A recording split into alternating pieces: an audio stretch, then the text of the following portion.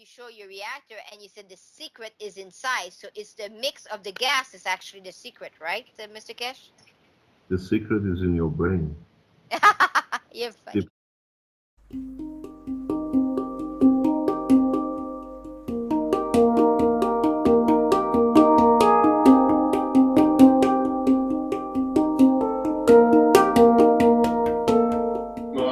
So tonight we do not have a reactor per se like you show in Poland, but we have all these people that are very interested in your beautiful knowledge. So whoever wants to start and asking question can start now, since Mr. Keshe is here.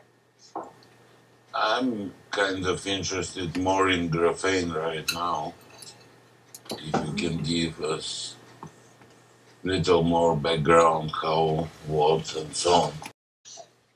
We've also been discussing graphene as well as other types of layering of materials, and we're very interested in graphene and possibly the use of potassium in a coating material or nano form, and possibly a nano form of copper as a coating, and also boron or boron nitride, if any of those are possible useful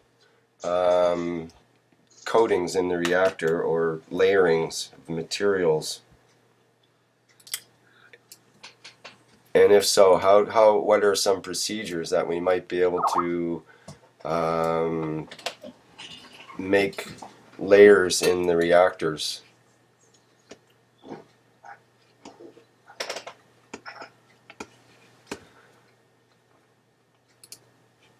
Can you repeat the question again?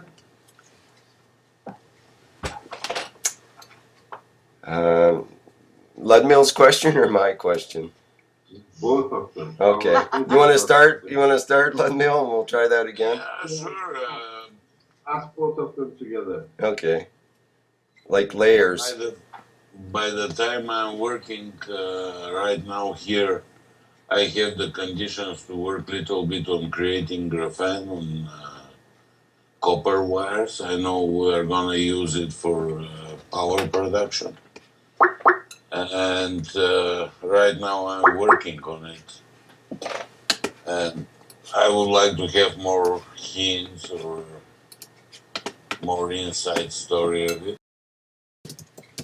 Rick, your question? Okay, go ahead. I heard you start asking a question. Right. So from our end, we're interested in the layering of materials on the inside of the reactor. And so there might be a series of materials, or there might be only one or two, perhaps, depending on the application and how things go and what you think and so on. But so some of those materials might be graphene or potassium, strontium, boron nitride came up for me recently. So the question would be, are some of these materials you would consider using in a reactor as a coating? And we have tested all of them more or less. Over years, we have tested all of them. Okay. And it depends on what you want to do and how you treat the material. The question is that you have to understand under what condition you use what material. This is what I recently gave a talk to some scientists. The biggest point which has been missed is the condition which creates the new whatever you want it to be. It is not the material. This is one of the biggest problems which has seen up to now, and that people look for material and materials is the condition which you create. Nowhere in the universe materials are created out of nowhere. The condition which you create leads to the creation of material or effects. This is what maybe for the first time I can explain in a little bit of detail. This is why we use layering, gas layering. You do not need a material if you know how to use the gas layering. Are you talking about gas layering in terms of the actual physical gas, or in a GANS type, more solid? Physical gas. Physical gas, physical gas, because when you use uh, a gas on one side of the layer can be GANs in different strength, then is material, then is a GANs on a different state on the other side of the gas. This is one of the fundamental points of creation. Creation of condition, not material. No, Let me explain something in a very simple way. Very soon we are releasing a medical paper, part of the health program. In that paper, which I partially spoke about it in Bulgaria, we eat the same food, but under different condition in our body. After the food transfers into energy or form of energy, becomes a bone, becomes a heart muscle, it becomes brain tissue, it becomes finger and toes. This is the condition which the body creates leads to production of the material. Otherwise, the base material absorbed from the intestines is exactly the same. So, body has created different combination of the situation for itself, that when the material gets there, when the energy gets there, it transforms part of it to ligament, part of it to the muscle tissue. This happens from the point of inception. So you do not need physical reactors, body or layering to achieve this. This is one of the reasons from the beginning of the patent we put this layering to. One of the reasons we put the central column in. When you have a central column, in different layers, if you advance enough in your work, you will see you have different layers. So you pick up energy in different layers through the central column, where put it this way, let's say you have 4 or 6 different layers of gases. If you know how the gases interact, you can make it one side nanomaterial to be in what I call, let's say, strength of, for example, liquid. This few millimeters further on, the same gas is behaving like liquid. One side liquid, one side solid. And then in your central column, you can tap on either end. It just needs expertise. It just needs for you to, it's like a bicycle ride. You got to try your bicycle to see what you can get out of it.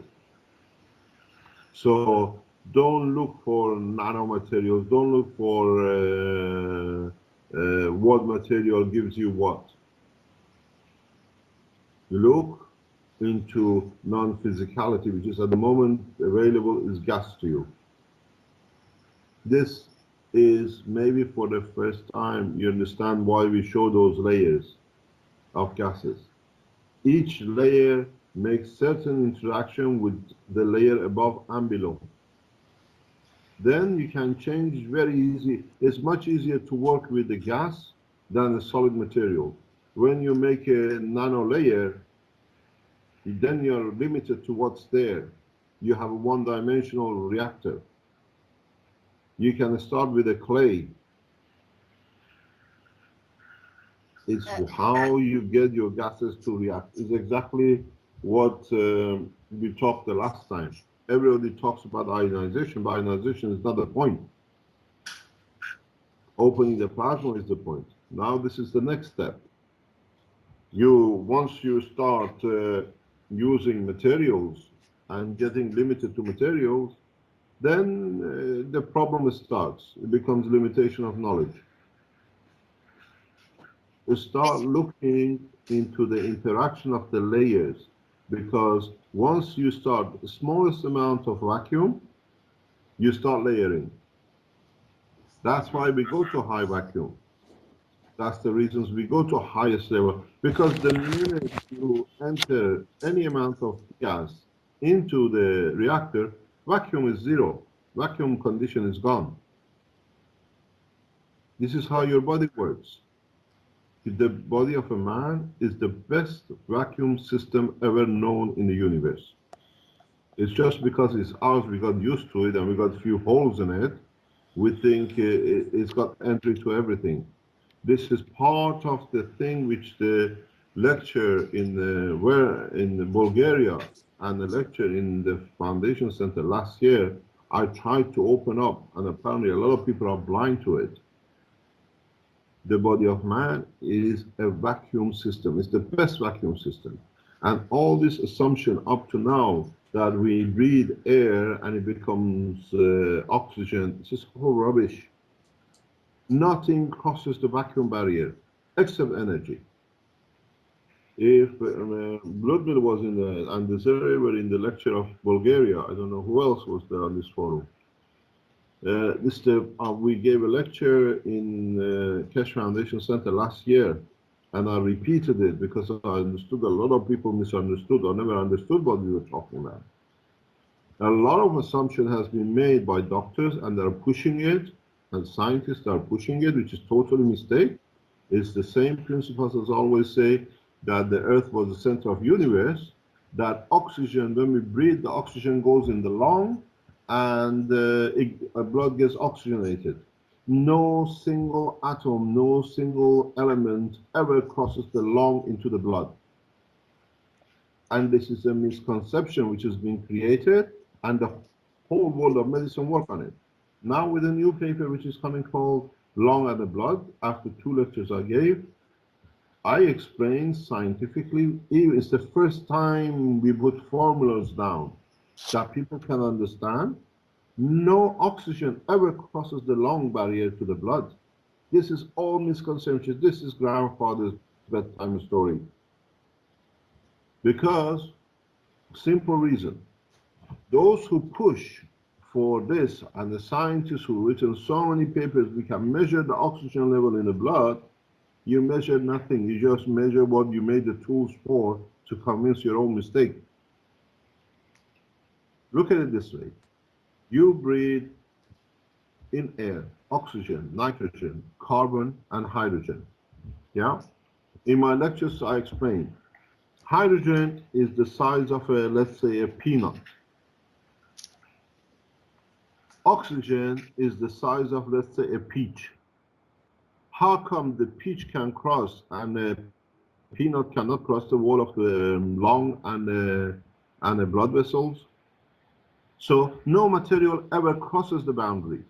It's the energy of oxygen, which is through the condition created in the lung, reduces to helium immediately, to hydrogen immediately, to transfer of energy. And when you lose a helium division by presence of nitrogen, you get carbon. And then that carbon attaches itself with 2 oxygen which are in the atomic state or molecular state, so you breathe out CO2. And they say you breathe in oxygen, you breathe out CO2. The blood gets full of CO2. This is all rubbish. Nothing crosses the barrier of the boundary of the sealed container of the body. The body of a man is a perfect vacuum system. It's a galaxy itself. It's a solar system itself. How come you have the sun and it radiates all this energy out and you still have vacuum condition between the sun and the earth? The vacuum condition is a comparison to the earth condition. Otherwise, the plasma of the sun has got its own condition which is not vacuum for the sun. The same thing has happened with the body of man. Body of man has become another vacuum system inside a vacuum system of earth, which is inside what we call the vacuum system of the solar system. It's in comparison the condition of the vacuum. And for a smaller one to exist, it has to be weaker or stronger. Then now make the body of the man, let's say the hydrogen level. Make the earth layer the what do you call it, the helium level. Make the solar system the carbon or whatever gases you like, and make universe the argon or whatever you like. Life exists, energy exists in each layer, in the body of a man, in the earth atmosphere, in the solar system, in the galaxies, and in the universe. Take away this physicality. I've given you in the pattern the reality about the creation, but people look for physicality in being existing. This is where it comes. Where is the problem? This is why I try to explain in my talks, and a lot of people are missing it. Mr. Keshe, I wanna tell you how I explain the people that I know about the gases, and I want to tell you if I'm wrong or I'm correct, please. I explain in this way, not in the same way as you, but I explain in this way. I explain that gases, mixing of that gases is like a rainbow. You know, if you want to have a green rainbow, you mix the ray of the yellow and the ray of the blue, you have a green baby rainbow. If you want to have an orange rainbow, baby rainbow, you mix the yellow with the red rainbow. Is that the same way in the gas, in your opinion? That's exactly what it is. Yeah. Okay, You see, that's how I explain it. It is very much, it's very much the way you explain, but when you mix the colors, you only see the colors on either side. But there is a transformation and a spectrum of colors to go between those two colors. These are the new colors you will see in your reactors. These are the new colors you see around your reactors. These are the colors. If you look at the book number 3, we try to show new color spectrum. The division or separation line is not clear, and then you see within the structure of the gases, because there is some rapid release of principal matter or principal magnetic field spectrum, you see new colors. These are the colors above the speed of light, which they are invisible to us up to now. So when you go from matter to principal matter strength, you start seeing new color range, and this is why we show the colors in the book that way. The new book, the creation, the origin of the universe, we try to reach near enough colors that it can be seen in the universe, not the colors we see in the material state. Because you pass with such a rapid speed between the transition and matter level that you open up new dimensions. Thank you very much. Yes, that's what I thought. That's the way it was with. And so the secret, like you said in the World Peace Treaty Conference, you show your reactor and you said the secret is inside. So it's the mix of the gas is actually the secret, right, Mr. Keshe? The secret is in your brain. You're funny. Depends what is secret to you, and it's a knowledge to me. It's just what you are looking for. Very recently, I had a very strange experience, and a few things make me think for a few days. This situation was very interesting, where a man with a lot of wealth is looking to live a few days longer. And they think, I've seen this a lot of time. People with a lot of wealth, they think they can buy a few days, few weeks, few more months to be here in one form of physicality. And I explained to him, if you knew how beautiful the other side is, you wouldn't afford to be here 1 second more. It's what you know and what you expect to achieve. And this is the expectation. So what it can taste to me honey, what if you expect it to be poison, it'll be poison to you. So you have to see what you're looking for in these reactors. That's what I say. When you run a reactor, you can make gold from it if you want gold. You can make water out of it if you need water. It's the condition you create inside to give you what you want outside in physical terms. Speaking of the reactor, last time we spoke, I asked you, Mr. Keshe, what is the best material for a reactor? And you smiled and you said skin. And I'm going to ask you, I'm going to tell you my theory that was from day one, and I spoke with Rick. You know, you have all these material, copper, whatever, aluminum. You can have any super thingy that you want. And I said, well, you know, we're supposed to go into a better life and a better place. Why don't we can build an organic reactor? And Rick smiled when I said that, and I said, what about clay? Clay is a very good way to do a lot of things. Is there a way that we can build organic reactor, Mr. Keshe, like a clay reactor in your, or a hemp reactor in your knowledge, Mr. Keshe? You can, you know, a plant. Pardon? A plant, a tree. Yeah, a plant, a hemp. A hemp is a plant. Clay is. You call it olive tree. You call it the olive. These Yes. are all organic reactors.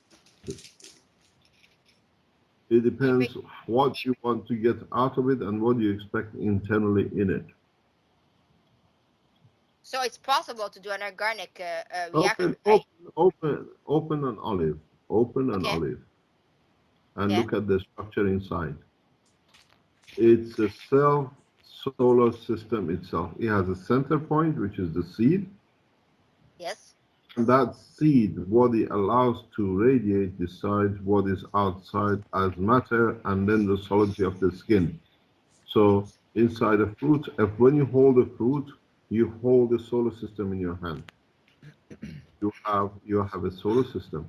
Even the new genetic version, which they take the seeds out, there is still a hidden seed inside the fruit. You cannot take that factor out. Otherwise, the fruit will not be created, will not be there. So always, if you want to look at your reactor, get a peach, cut it in half, and look at the structure. You have a soft seed in the middle, which is the center of the energy and memory. Then you have a harder shell of the skin of the seed or whatever you have. Then you have that soft tissue which you eat, you call the fruit. And then you have a skin. That soft tissue is the atmosphere, it's the plasma section of what that seed can hold. The strength of the inside shows the size of the fruit and the expansion. That's why we have big fruits on top of the trees, because the gravitational magnetic field of the earth and the sun at that level allows a bigger expansion. In my talks, I always say it's the environment which decides the size of the plasma. If there are too many fields in the center of a galaxy, you get small solar systems because there is this jam-packed, too many of them.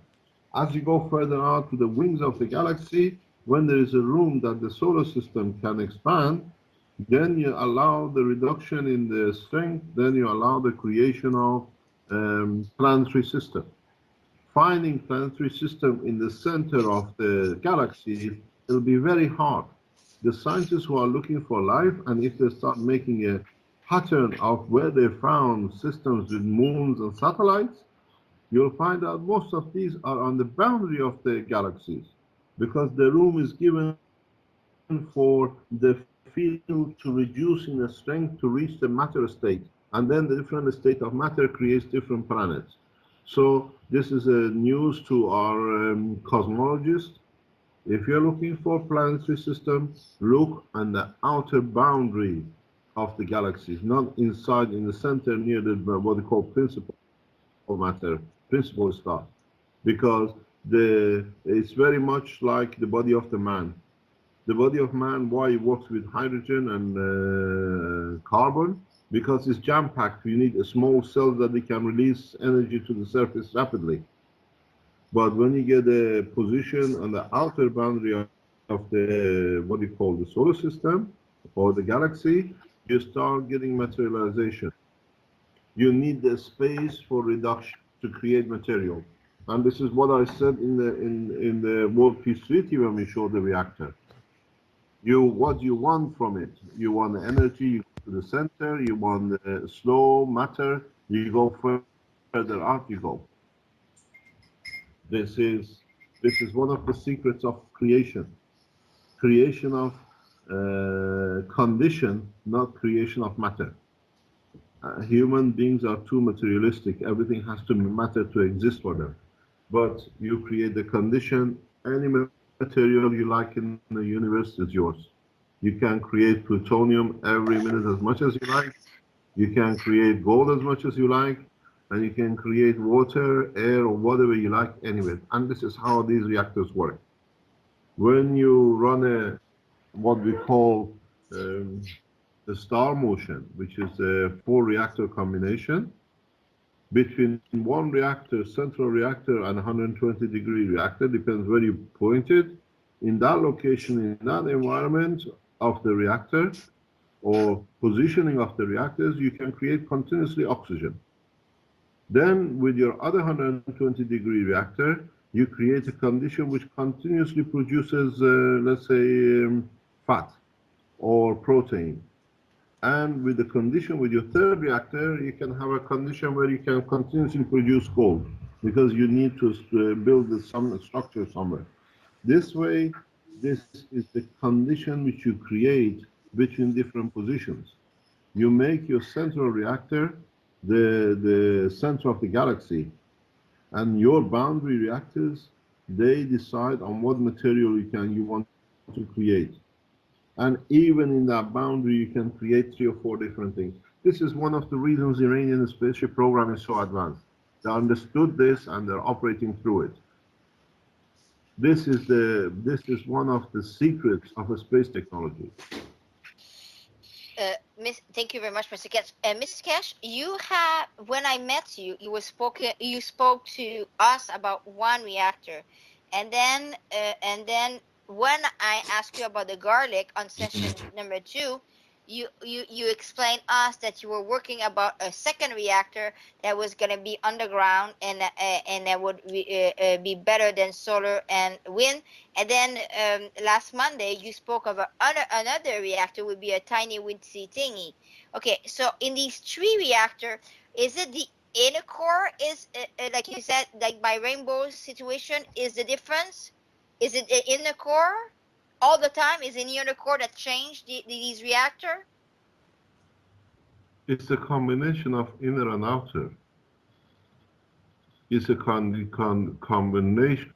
You see, I'm trying to find a way to explain it in an easy way. You can dictate position from above, and you can dictate position from inside out. So your core does not need necessarily to be a solid core inside. Our friend from Poland has understood this fully. That's why we put his reactor immediately on the side. That's why I explained in that video, this is a perfect reactor. I work, this is a misconception, misunderstanding by a lot of people who are trying these reactors, that they are looking for central column. Central column in so many ways is for prototyping, for testing. You do not need a central column. In a lot of designs, people think they have to have a central column to create. Let me explain something in a very, very fine way. Going back to the human body. When the man breaks through the barrier of the solar system, he will come to see exactly the same structure as when you cross the Earth into the space, what we call space of the solar system. In the upper layers of the atmosphere, the only reason that we get our atmosphere is the zone of the conversion. The zone of conversion is always created by, in this solar system, and because where we are in our galaxy, nitrogen. When the nitrogen works on the upper layer of the atmosphere, creation of ionization of the matter which are coming from the Earth in interaction with the high energy fields from the sun leads to what we call centralization and leads to the opening of the plasma to come to new levels. The same thing happens inside the skin of the man. That's why you have nitrogen in your amino acid. Nitrogen is playing the same game as in the layer of the upper atmosphere. Nitrogen is the divider. That's why you need nitrogen as a fertilizer. That's why high nitrogen content is used for feeding into the plants. Plants use the nitrogen in the same way as the body of the man does, as it happens in upper atmosphere. So in the Earth and the condition where our solar system is in the galaxy and where our galaxy is in the universe, in this condition, the ionization factor, the opening of the plasma factor is the nitrogen. So you create unknowingly huge amount of gamma rays and above gamma rays in your body, but we don't have the tools to measure it. Once the man achieves to make the system that he likes to detect everything, when you can measure it, you will see the body of the man is a glowing huge amount of gamma rays. In the paper which we are releasing about the interaction of the what I call blood and the lung and the blood, I've explained this in a scientific formula. This is what we know as nuclear physicists. This is the way we see as division. So when you have oxygen in the presence and creation of division to nitrogen and oxygen 15, you release huge amount of gamma ray in your lung. But up to now, nobody has ever bothered to measure it because we don't have tools to measure such a huge gamma ray in our body. And we think radiation kills us. No, the radiation we absorb distorts our system because our system is another radiation material itself. So look for conditions, not for material. On one side, nitrogen in upper atmosphere is divider, and when it comes into a solid state which rains back on us, it becomes a source of life for food. Then we eat the food and we convert it a different way. In the book which is written, hopefully gets published this year, The Structure of the Solar Systems, I explain that rain is not what the man thinks. Rain is process of bringing down what is created on the upper atmosphere down to the ground as nitrogen and all sorts of materials. We got used to it because it happens to us. We never look at the physicality of what we have the rain.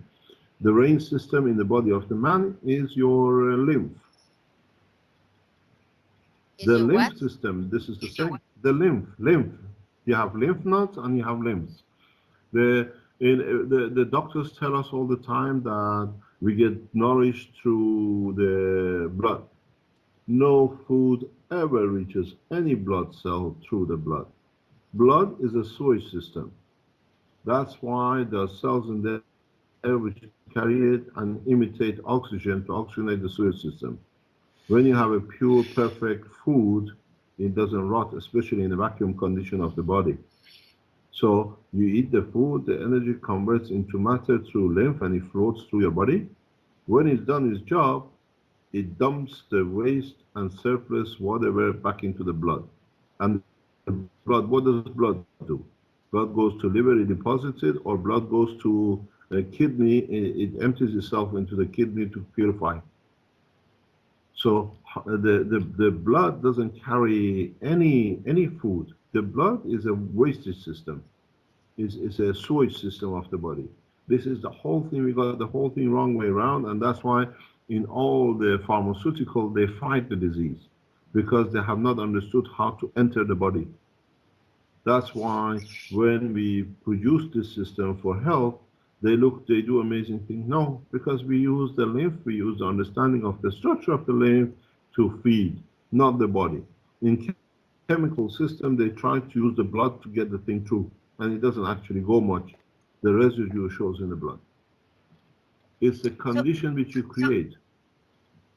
So what about the coconut water? You know, coconut water was used in World War II to replace blood transfusion, and everybody knows that the water of a young coconut is like a blood. You can when you drink that, or when you put it directly in your blood, it replenishes. There's have special matter in that water of this coconut because it's coming from the ground up. Is that what it is, Mr. Keshe? Don't look at it that way. Look at it the other way around. Once this liquid goes in the stomach, how the acids convert it into energy. This is another, let me explain the other thing. I call the lung the air digestion system, and the stomach and intestine the food, what you call the material digestion system. In what way? Is that we are all created, all of us, in this solar system, out of what was maybe left over of other stars before, and mainly because it's on the top layer which we are created now, we are existing from the energy which came from the sun. So the energy from the sun in gravitational and magnetic field, when it reaches the earth, in interaction with gravitational magnetic field of the condition of the nitrogen and other materials in upper atmosphere, and the angle of the entry of the fields, they become matter. They become nitrogen. We digest this nitrogen through fruit, through animals we eat, through the amino acid. They become solid state, we swallow them. What happens in our stomach? It's a reverse process of the solar system. We convert all these which became solid back into the energy the way it came from the sun, and then it transfers across our body, and then in transferring across our body, it becomes a liquid balance, lymph. When it gets to the position, the condition of the area changes down lymph to matter. So our digestion system is the reverse conversion system of our own planet. Our planet converts rays of the energy of what they call gravitational magnetism of the sun to matter. Our stomach has found a way to reverse it back to it, that it can be used to be converted again. So look what that coconut liquid brings in, that behaves like a plasma when it gets in, and behaves like a blood. Yes, that's fantastic. Yeah, I understand what you say. What about why they put it into the blood vein? Why did they put it in the blood vein? Sorry, my ignorance. I've never heard, so I can't make a comment on that. Okay. I've never heard this, so I cannot make a comment. But in so many ways.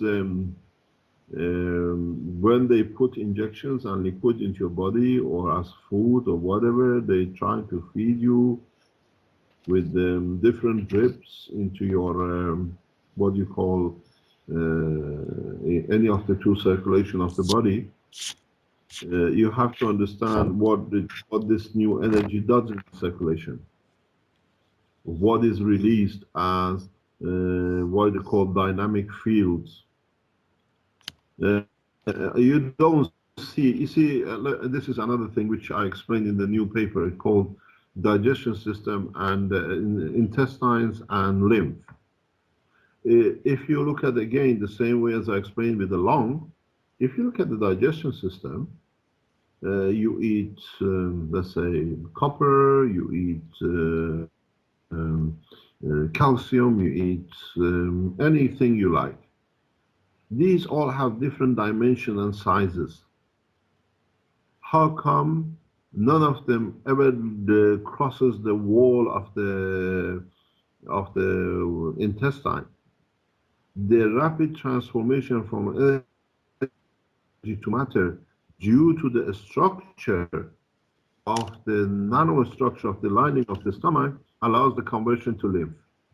So you have to look what and where this conversion happens. If you've been to any of my talks when I speak about vitamin B12, vitamin B12, first of all, you go and buy, I've told you this in my lecture so many times, is the most radioactive material man can ever swallow. Because without it, we don't exist. But if you go in the intestine, there is a point in your intestine where on one side of this line, the body absorbs B12 because part of the B12 radiation field strength is created in the digestion system itself, depending on the strength of the food you eat. That's why vegetarians are always short in B12, because the stomach changes in a way that creates a softer B12 than the B12 that we are used to, we can measure. Otherwise, they die. So they create their own B12 in a very soft way. And this in intestine, after this line, which is a few nano layers, suddenly the same intestine starts rejecting B12. How is it possible that one side in the same body of the man, on one side of the same intestine, we absorb B12, and a few microns, less than a few microns, the body rejects B12. How come? How is this possible? This is possible because within that line, the same environment as the upper atmosphere of the Earth, which separates Earth from the rest of the solar system, is created. The energy difference and the strength difference decides what gets pulled to where. Our body does the conversion without the factory, without the wall. So we have to understand what the material does and how it converts. This goes back to the odor, why the odor is important. The people who lose their sense of the smell, they lose the sense of the smell according to what their brain is set up for.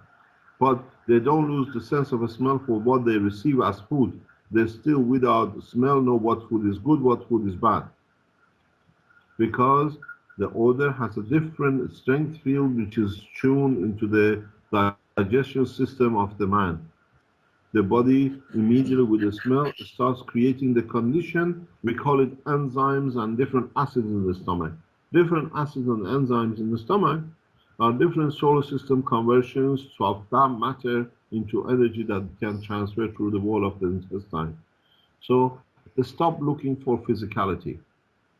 Stop looking for center core, outer core.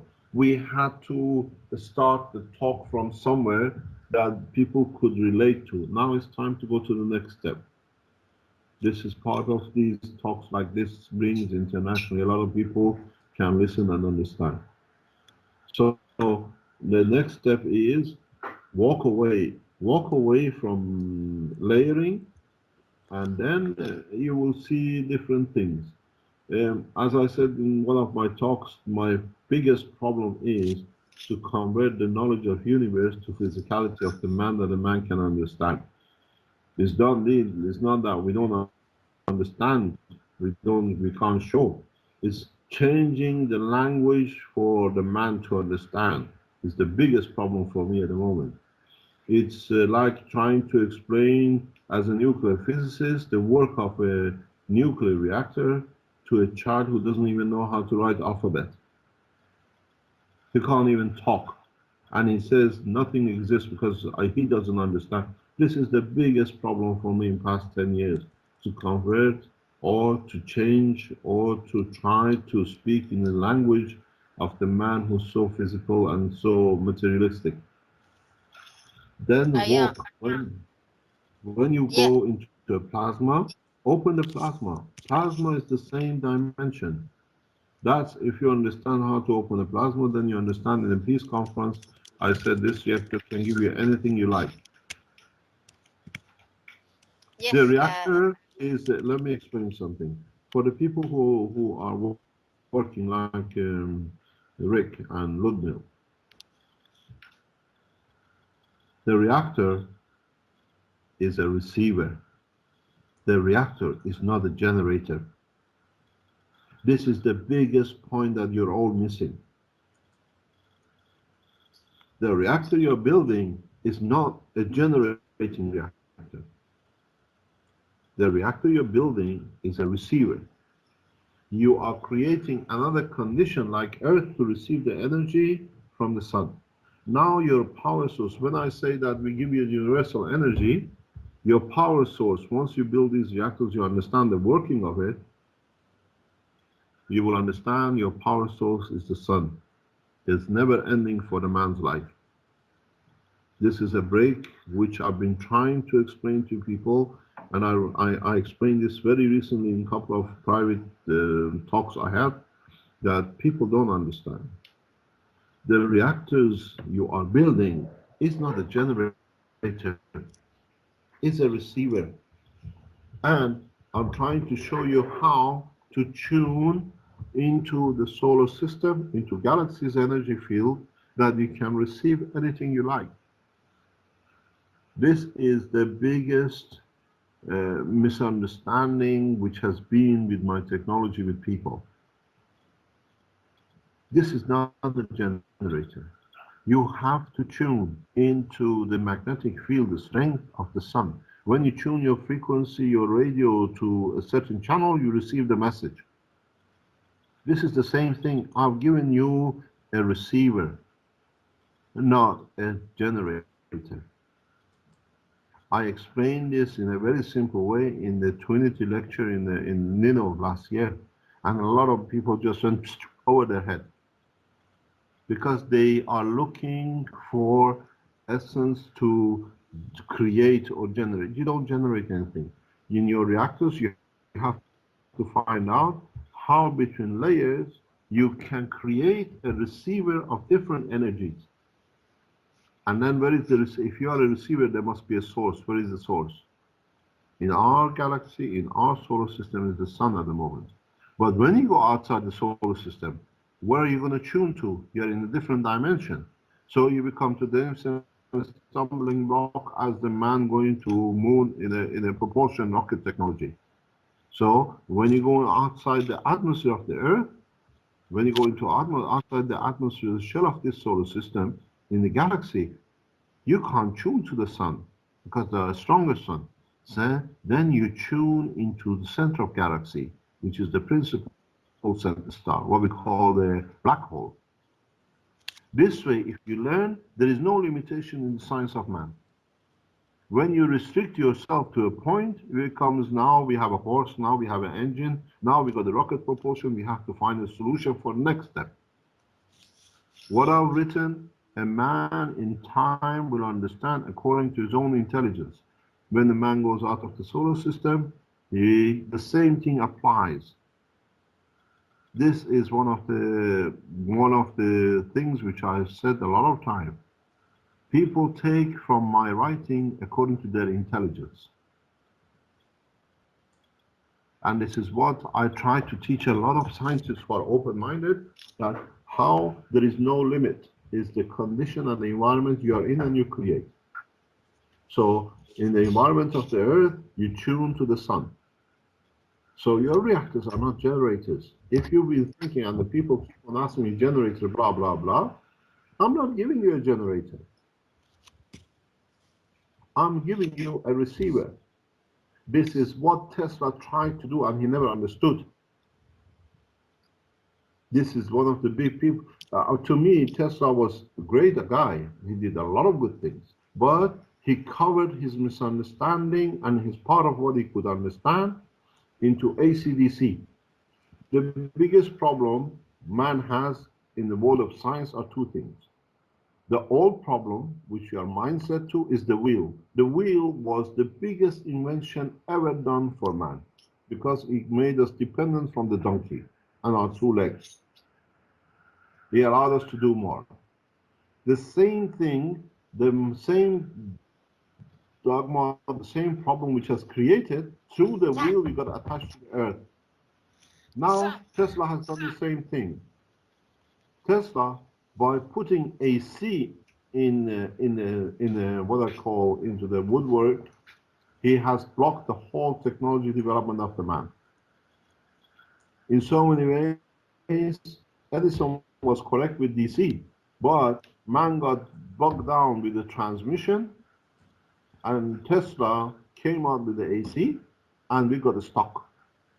Look at it this way. The field of the magnet in a generator is DC. There is no pulse in the magnet. It comes out, Tesla converts it through rotation to AC. You take it down all the way, comes to your computer back to DC. But if you could understand, you do not need the AC transmission, you can directly tap into the energy of the magnet itself, then you see DC has created a lot of physicality problem.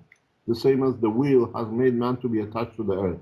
This about 4 or 5 years ago, Dirk can tell you, when we approached Toyota and Mercedes to make the first flying car, Toyota people came up with a very interesting proposition. They said, when you can make enough, people are afraid of flying, or the cars which are not attached to the earth. So when you can change the mindset, we are in to play the game with you. We are prepared to look at the technology, because nobody would like, the young generation would like to take up, but they will have a fright of their life. Even a lot of young people are afraid of flying nowadays anyway. So what do you call it? This is a mindset which we have to change. So the systems you're building, the reactors you're building, these are not generators. These are another tuning machine. Because you don't understand it, we have to put it in this form. Now tune your radio to what you like.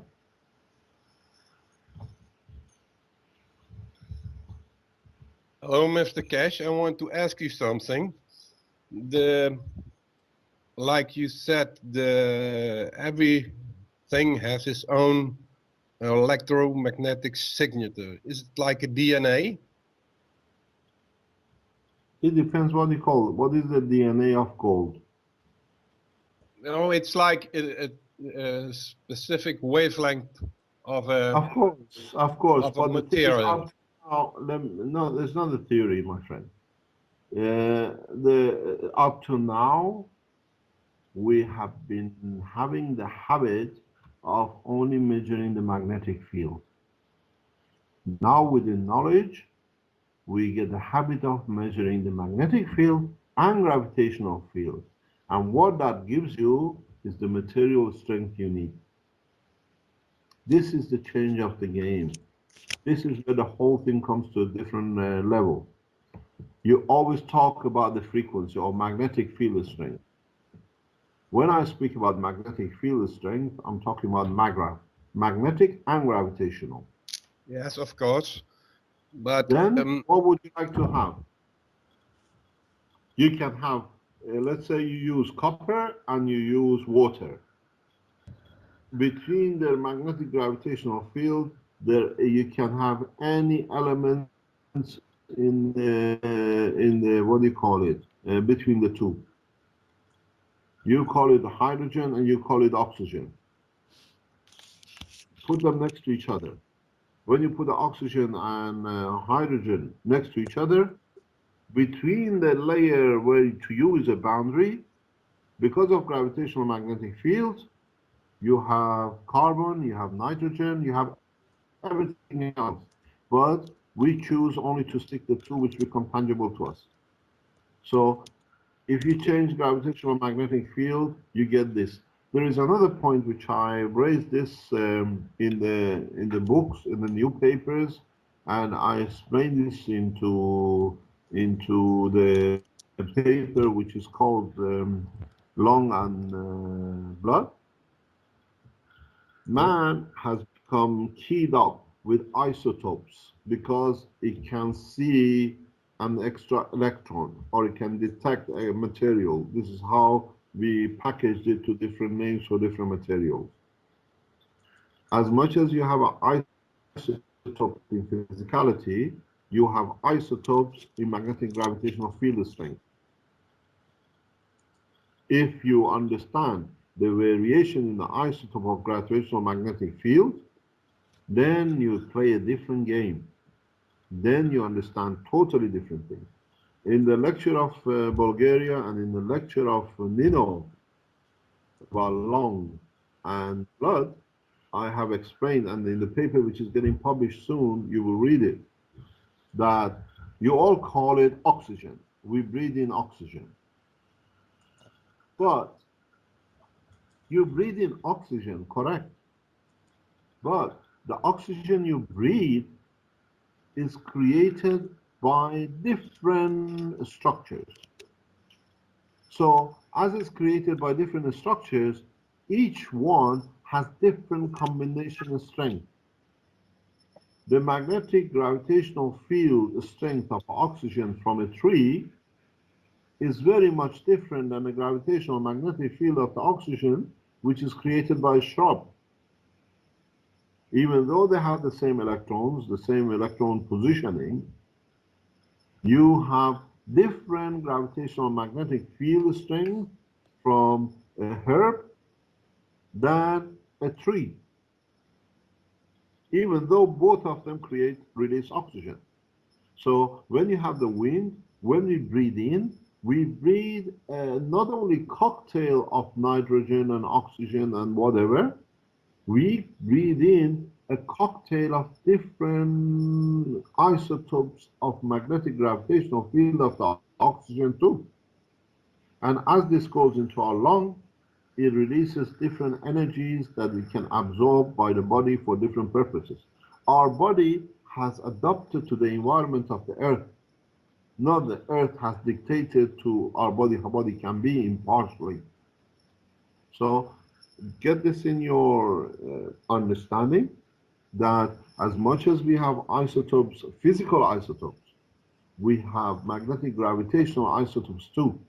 And a lot of scientists can't understand this, but they see it, is that is why you see what we call different separation bandwidth in the same atomic structure of oxygen or let's say other elements in respect to the electron, in respect to its center. This positioning is because of the different gravitational magnetic field which that matter absorbed at the time of positioning. Now we have two things to understand. One is the isotopes in physicality, and one is the isotope of the magnetic gravitational field of the same matter. So now you don't have three isotopes. Now you have 3 multiplied by so many 10, 20 different magnetic gravitational fields. Now you don't have 3 materials to work with. Now you have, on the name of oxygen, few hundred materials to work with. because now you have different isotopes physically multiplied, but each one carrying different magnetic gravitational field strength. Then you Okay, it's understand like why the it's body a is bit like so mixed. yeah, it's a bit like the mobile phones you mentioned with a unique number. So you have a land code and an aerial Very code much. and then a mobile Excuse me, number everyone. specific for that mobile. Excuse me, John.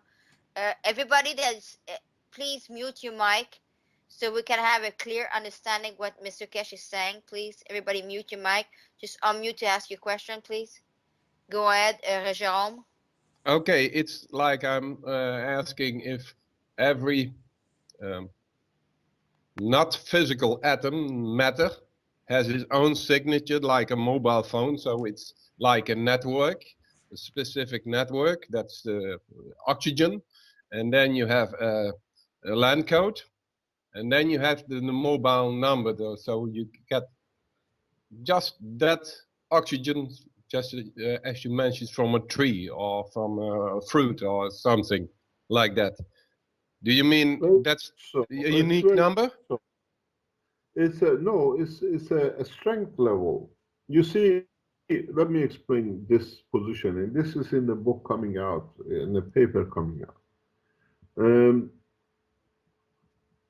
An apple receives less gravitational magnetic field or radiation from the Earth, more from up from the sun. A berry, or let's say a strawberry, receives, because of its position, it receives more of gravitational magnetic field from the radiation from the Earth than from the sun. So, when you consume what is closer to your body, which is the herbs, you absorb more of what is coming from your own structure. Yeah. That's why herbs have such an effect on us. But if you grow the herb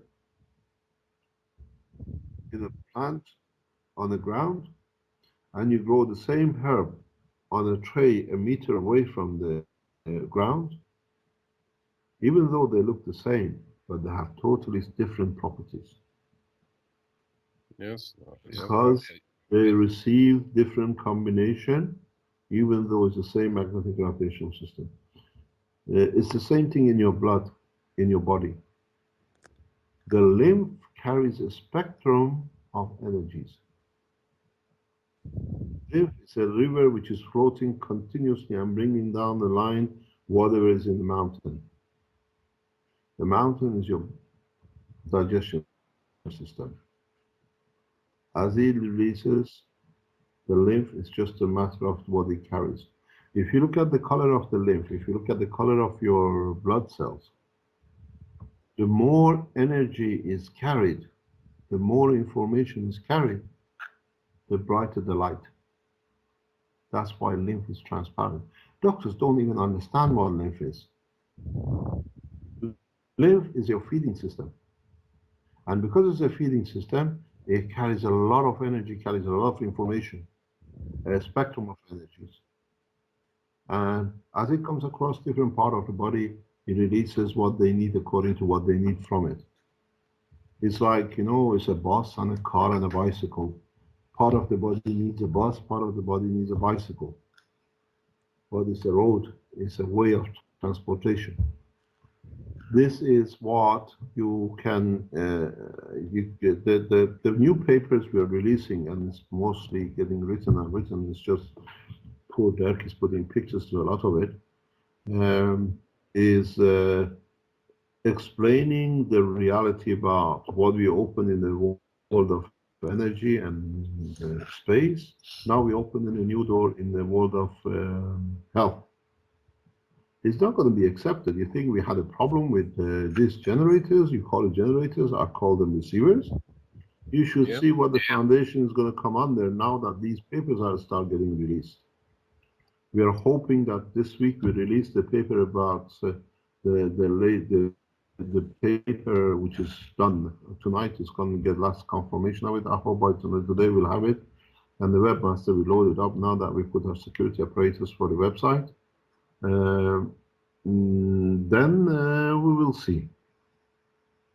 Then we will see what you think you have been under attack. My prison sentences will start writing very quickly, because it goes in reality against all what pharmaceuticals have been working for. But in a way, if the pharmaceuticals understand what I've written, they jump on it because this is a gold mine they've been waiting for. Yeah, but we'll see. You know, I had so much problem in Belgium with the Belgian government because they wanted they were interested in stealing the energy technology. Now, with the opening of the medical, the game has started 100 times worse with us.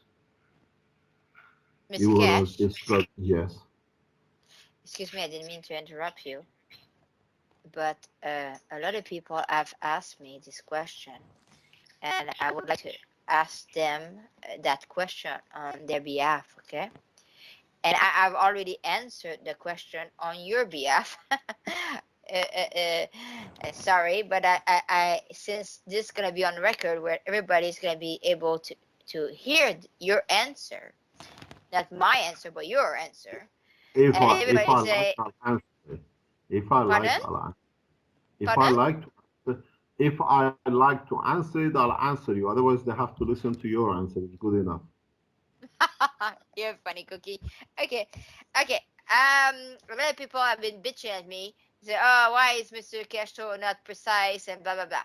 Say, hey, excuse me, poor Mr. Keshe. Okay, he's working like a dog to help us. Okay, it's like I call you the modern Tesla. Okay, he has been threatened in so many ways, and I just know a fraction of your actual life. I said, Mr. Keshe has been dealing with a lot of heat and everything. He has neutralized the government with his peace treaty, and now he's sitting down and he's talking to us, and he's trying to educate us, and he has done the most important thing to take care of the government, so the peace on earth, and now he's trying to educate the people of this earth that wants to listen and educate themselves. You know what I'm saying? And I said that he has done the most important thing. And now it's up to you, not up to him. The biggest example has been Malta. It's not Mr. Keshe that start telephoning the government of Malta. It's the people of Malta that they telephone the prime minister, and then the prime minister switched you to. I know the entire thing from since I left. To You were Mr. not supposed to say that. That was Oh, I'm confidential. sorry. Oh well, I'm sorry. Okay, let me explain this. Now you opened it up. Let me explain this. We, as you I was saw not in told the it was confidential. I apologize, book, Mr. doesn't Keshe. matter. Now you open it, we have to put it in the thing. I meet on regular basis government officials around the world. A lot of times I disappear for a day or two. I'm too busy. Even Desiree doesn't know. I attend meetings to meet officials from different governments. And now that Lady Dragon has mentioned it, as you saw the World Peace Treaty presentation, the gentleman from Malta out of nowhere appeared with a reactor. We were aware of their work, they were doing things, but he came in with a reactor and he put it in front of us, which gave us the opportunity to show our reactor.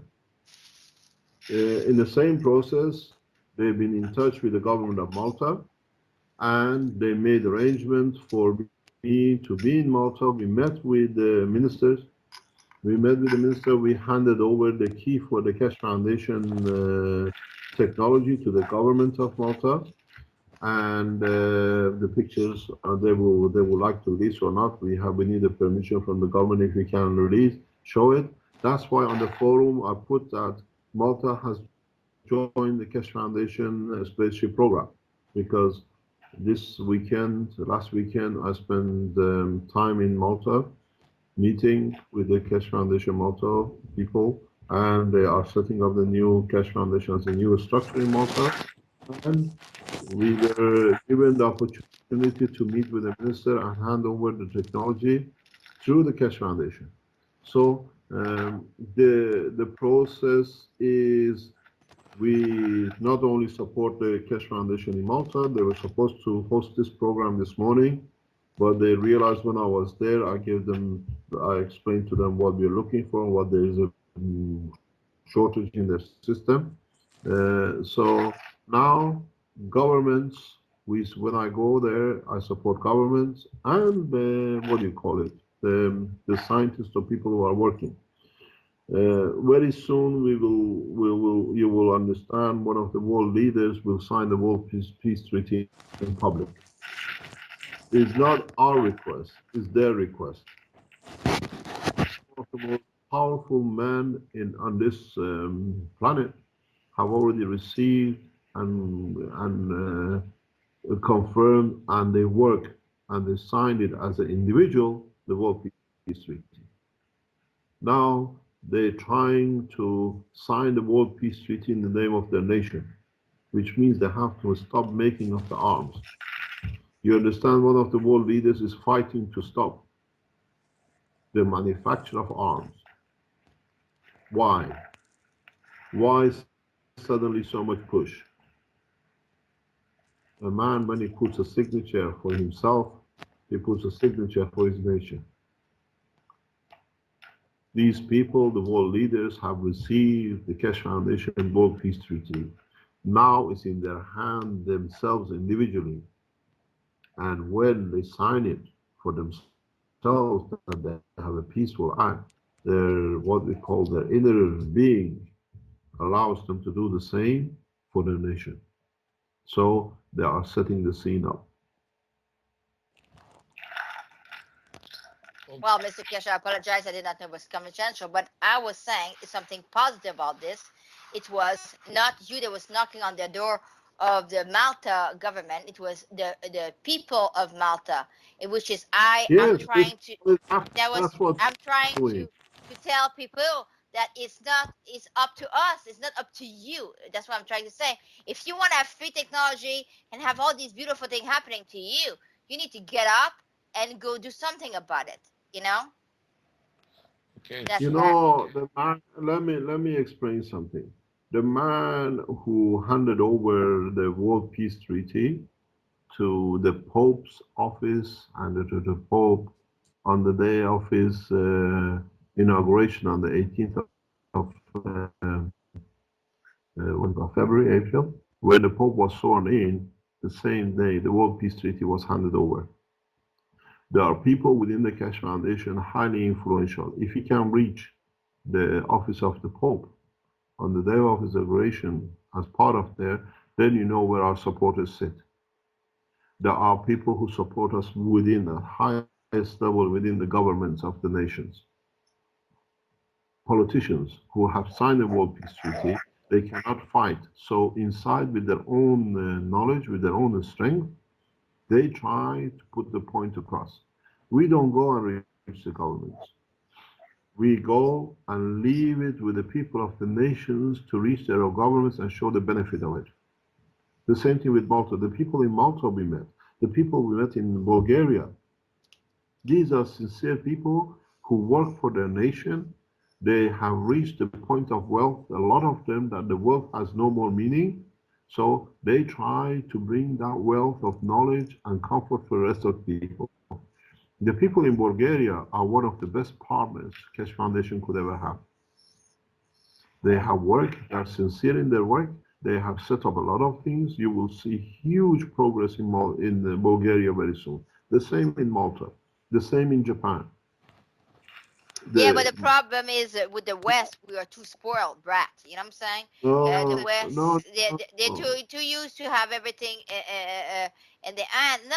But it's true. But they have a lot of people that coming out and wants to start with all this, and I think it's very, very positive because the people in Asia and Europe are so gung-ho to help you. And now U.S. and Canada are starting to be on board with this, and because they're starting to be educating themselves and your great, beautiful work. And then we have people in South America. I have people every single day since we did a session number 1. I have over 100 people that wants to know about you. When you were under attack last week, I had 2 gentlemen that want to help you that have never You see, heard from you let in your let me life, let me but they want to explain. help you out. That's beautiful, Mr. First Keshe. of all, let me explain something. I would like to thank those people who sent us support for website and web situation. We were under attack heavily.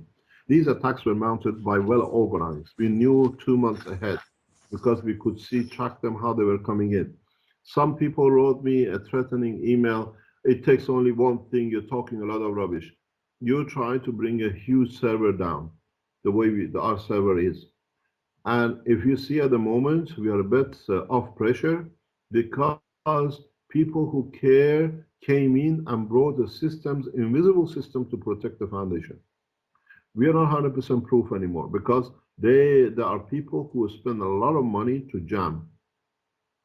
And then people who care came in and they put the system for it to be. Now we are past week with the pressure has been taken off. And in so many ways, I would like to see who is trying again, because the people who come to help us now through our request for help, they are fairly good in their job. We've seen they blocked it for past week, 10 days. It doesn't mean that the traffic is down, but the people who protect the foundation and the work of the foundation know the ways. I don't get involved in these things. I don't go and fight. Fighting is not our position, but there are people who put a structure around. There are a lot of people who have downloaded the Keshe Foundation and they will parallel it. People in China have done that. People around the world, a lot have downloaded. Now they know there's possibility that we can be jammed. They can go up. Every time they try to hurt us, they brought us more support because people want to protect their own rights. They give you free publicity. Like I said to you, there's 2 people I spoke with. They have never heard of you in their life, but they want to protect you because you're on the internet. So it backfire on them. You know what I'm saying? Will happen. You see, the same situation is with our life. As you know, the Belgian police came to kill me. Yes. And I wasn't home. They literally roughed my wife, and they made sure that we understand. They came the day before to assess how they're going to kill me. And they came the day, 6 of them, not 1, 7, 8 of them, they came to make a situation that you struggle, and then they say in the struggle, he got shot. But luckily, I wasn't home. We got the message, we left it Belgium. So, do you know what they did? Now we realize how much we were blocked in Belgium by the Belgians. Since we arrived in Italy, the doors of heaven has opened up for the foundation. And you hear more and more of it. Every time they try to harm us, they allow us to go further. This is the process it is. This is one of the reasons we left overnight, literally. We went on exile.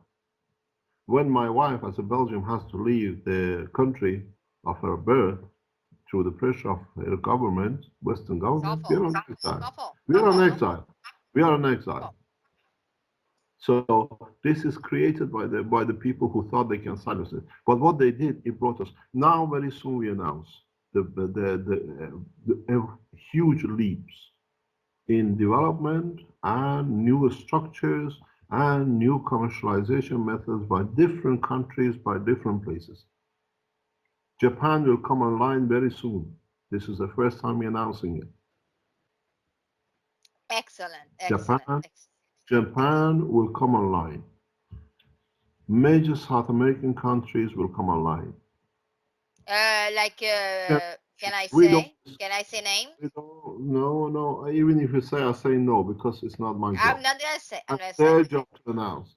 We have major European nations we're going to line up production and testing and certification. Okay. In Middle East, everybody knows our position. So now we don't talk. Now we got into the phase of we got into the phase. Since we come to Italy, we got into a different phase. People who write an email and threaten us, we give you 12 months. We gave everything to the governments. They are watching you now. The people who made threat against us, your child, your wife, your emails, your lines, all now is in the hand of security people. Thank you very much. We go and we don't go hiding. We go opening our technology to more nations because the governments who did not care when they receive these emails, it's done, they start looking into it. They start looking what is to do with this technology. What can we talk? Can you explain to us?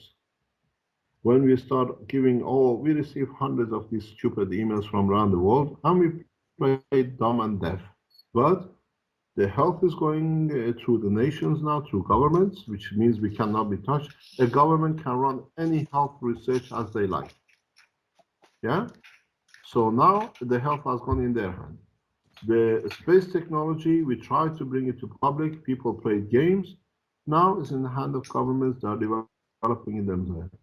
The same thing will be the agriculture. Agriculture now is going in through the governments, through universities.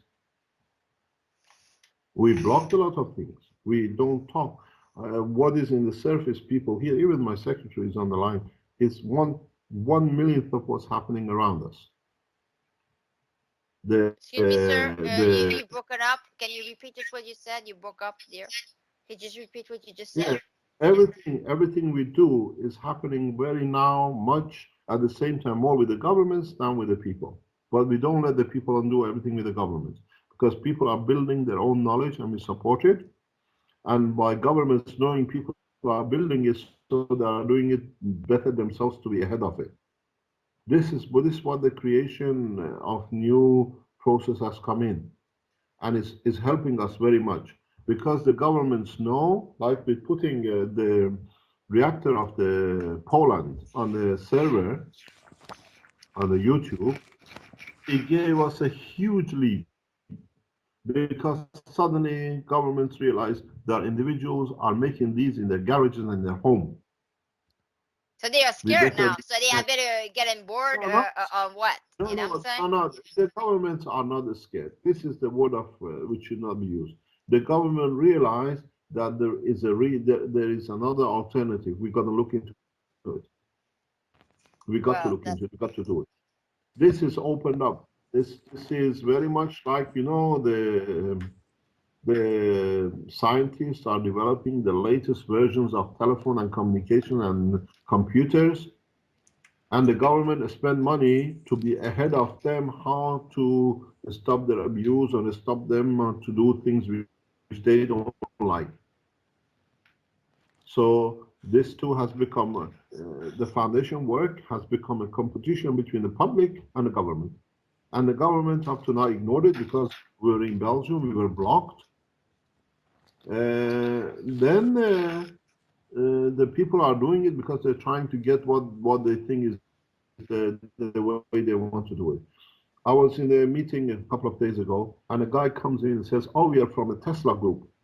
I said, if Tesla system was working and somebody could replicate it for 100 years, why are we here for?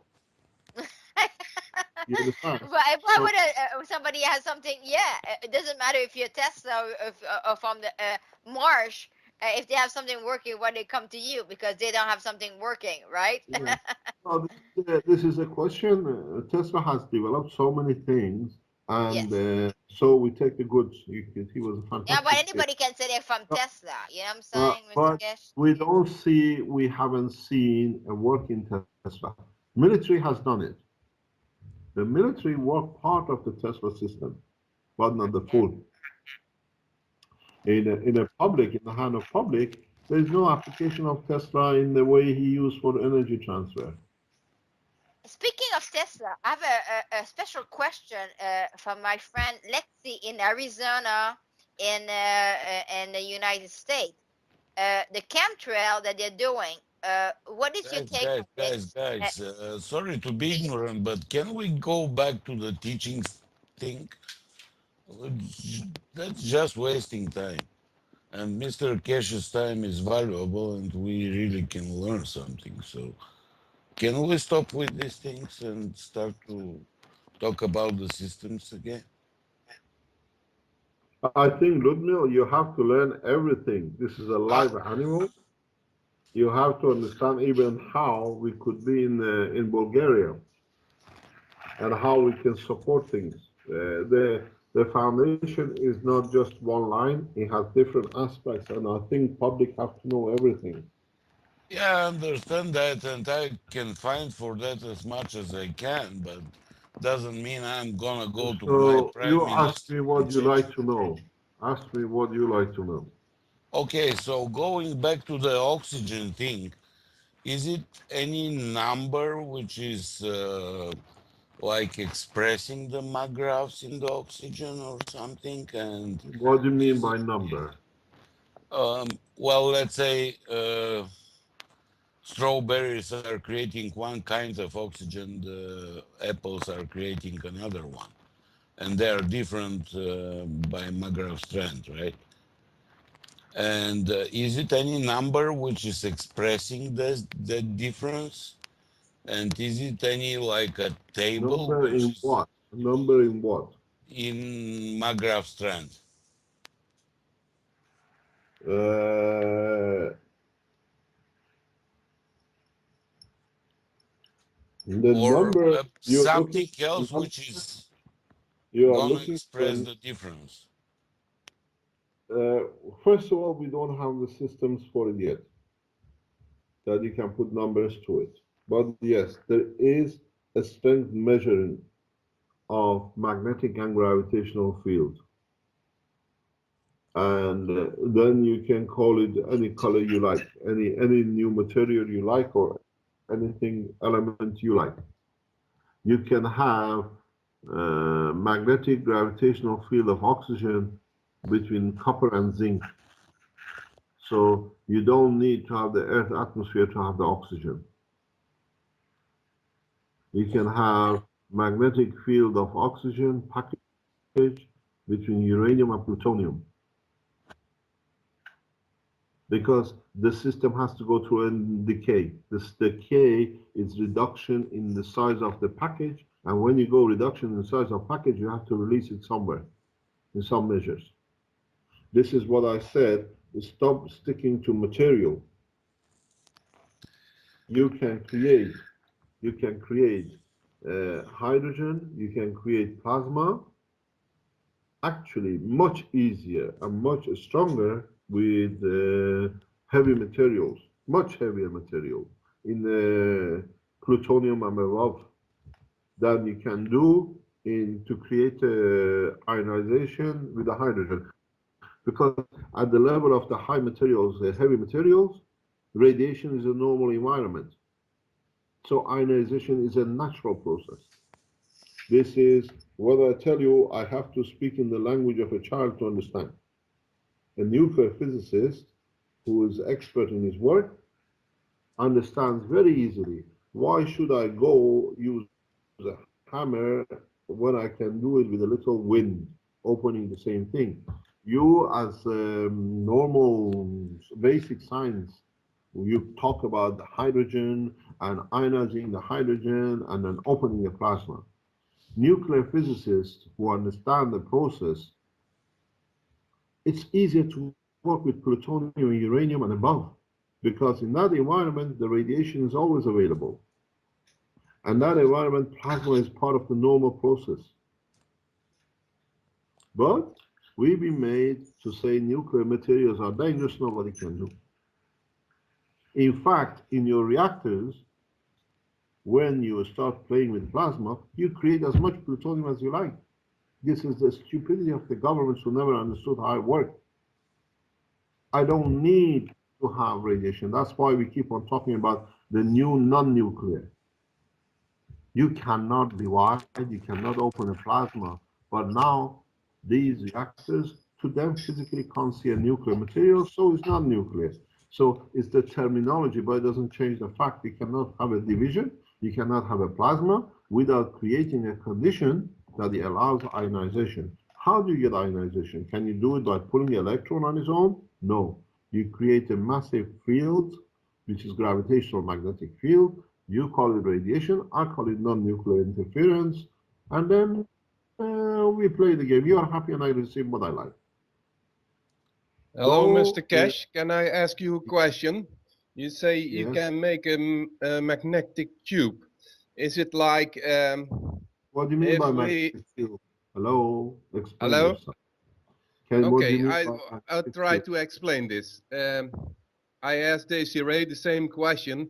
Can we make with a copper tube or a copper thread or a nail, can we make with the coating of sp2 and sp3 a magnetic field that can create the ionization of the gases? Depends on what you use. Okay, but Depends just... on you. Some cases you can do, but in so many cases, the material you use creates the obstacle to achieve it.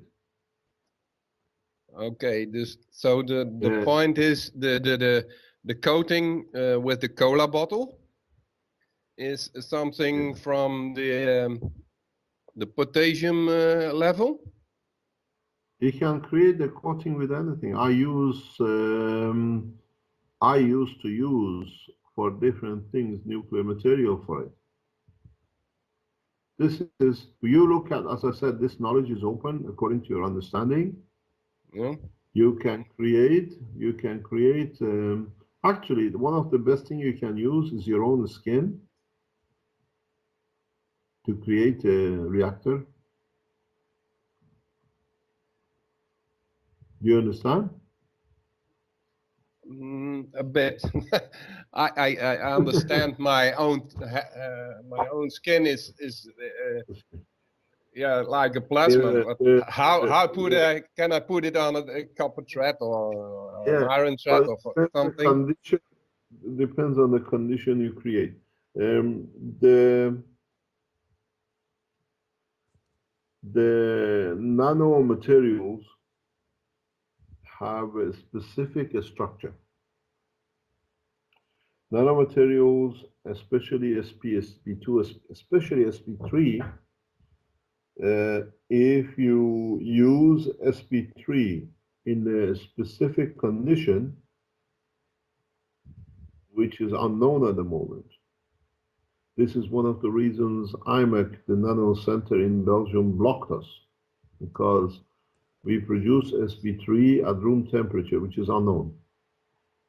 The sp3s in a certain layer structure, if you can produce it, they are one of the most beautiful, powerful lensing systems in the universe.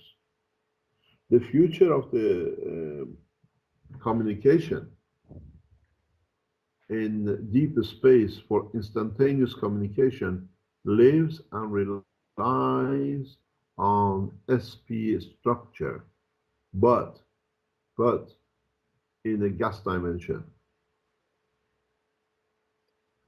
This is very, very important, because when you have a sp3 in a material dimension, you have a physicality of matter restriction. When you have a sp3 in a gas dimension, simple way, gases fill in the environment they are given. Is When sp3 in the cola bottle? certain amount of it, yes, as a gas. Do you know Yeah. what it is? Let me explain to you. You as a human being, us as a human being, are the best carrier of the sp3, but we don't know it. We've never been told. No, my brain doesn't allow that. Okay, now let's move the position of the brain. You understand it instantaneously. When your digestion system works, yeah, Yeah. and you make gases, you burp it up or you allow it to go through the back passage. If it's in the shape of, or it's in the structure of sp2 or a gas, has nothing. To you, it's just a sound. If the structure of your in the digestion system, your stomach or your bigger intestine has changed, what does it become? Its same gas changes into sp3, changes into a structure of the what do you call diamond crystal, Yeah. and it becomes odor. If, and the only thing is, I was explaining this recently to somebody, he nearly laughed his head off. I said the smell is not for people to bother. The smell is for your body to register the food you ate, what is done in your stomach, that next time you don't eat the wrong food. It's a communication between your digestion system and your brain to watch out. Next time you eat, you see such a thing is not good. I totally agree with that. I think that's great. That's a really great statement there. So what it is, if it's so simple for your body to create a sp3, why it should be so hard for the man to do it? Understand the structure, understand the process, how, then you can do it. These are the future sp3 in a gas state. In a gas state, even you have a sp3 in a gas, sp3 in gas and the gas state are the future of the non-time-lapsing communication line. Doesn't matter you're on Mars, doesn't matter you're on Jupiter, in the next galaxy. If you understand the structure of the sp3 as a gas, because the gases always link and they take the environment, this is called instantaneous communication, no time delay. You don't need to wait to send a message to Mars and wait 20 minutes to a machine to receive it and send it back to you in 20 minutes. You link the magnetic fields together. This is the process of communication. This is the process. The sp3 is not for material. The sp3 is for communication. Instantaneous communication. These are the things you have to look. Don't, once you look at material, then you're bound to earth, to physicality. Okay, and what do you use to, or what I call generate electricity? Is it sp2 or sp3? You don't need sp2 or sp3 to generate electricity. Look at the motion. A static solid does not create. And Okay. if you are waiting to putting a net in the sea, hoping you catch a fish, and then you say it creates energy, because you caught a fish, then you're in the wrong game. This is what I explained recently. I just said it a few minutes ago in the talk of this morning. In a plasma, there is no AC. That's where Tesla went wrong. No, I know. So in plasma, everything is DC. There is no pulse in the reactor, in the plasma. If you hear a pulse from the Earth or if you hear a pulse from the sun, it's because of the material which they've created. It's not the work of the plasma.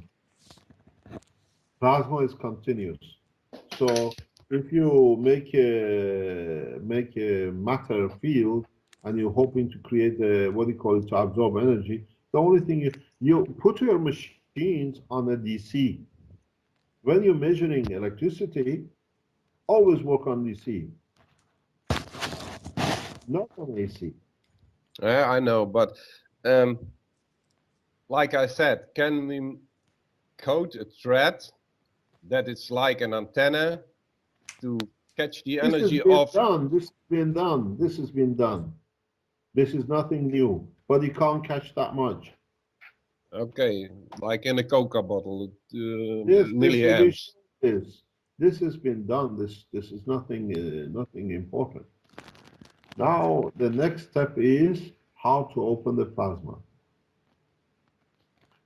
If you open the plasma, you have enough energy. The guy written to me, you talk a lot of nonsense. If there was one electron having so much energy in the matchbox, you're talking blah blah.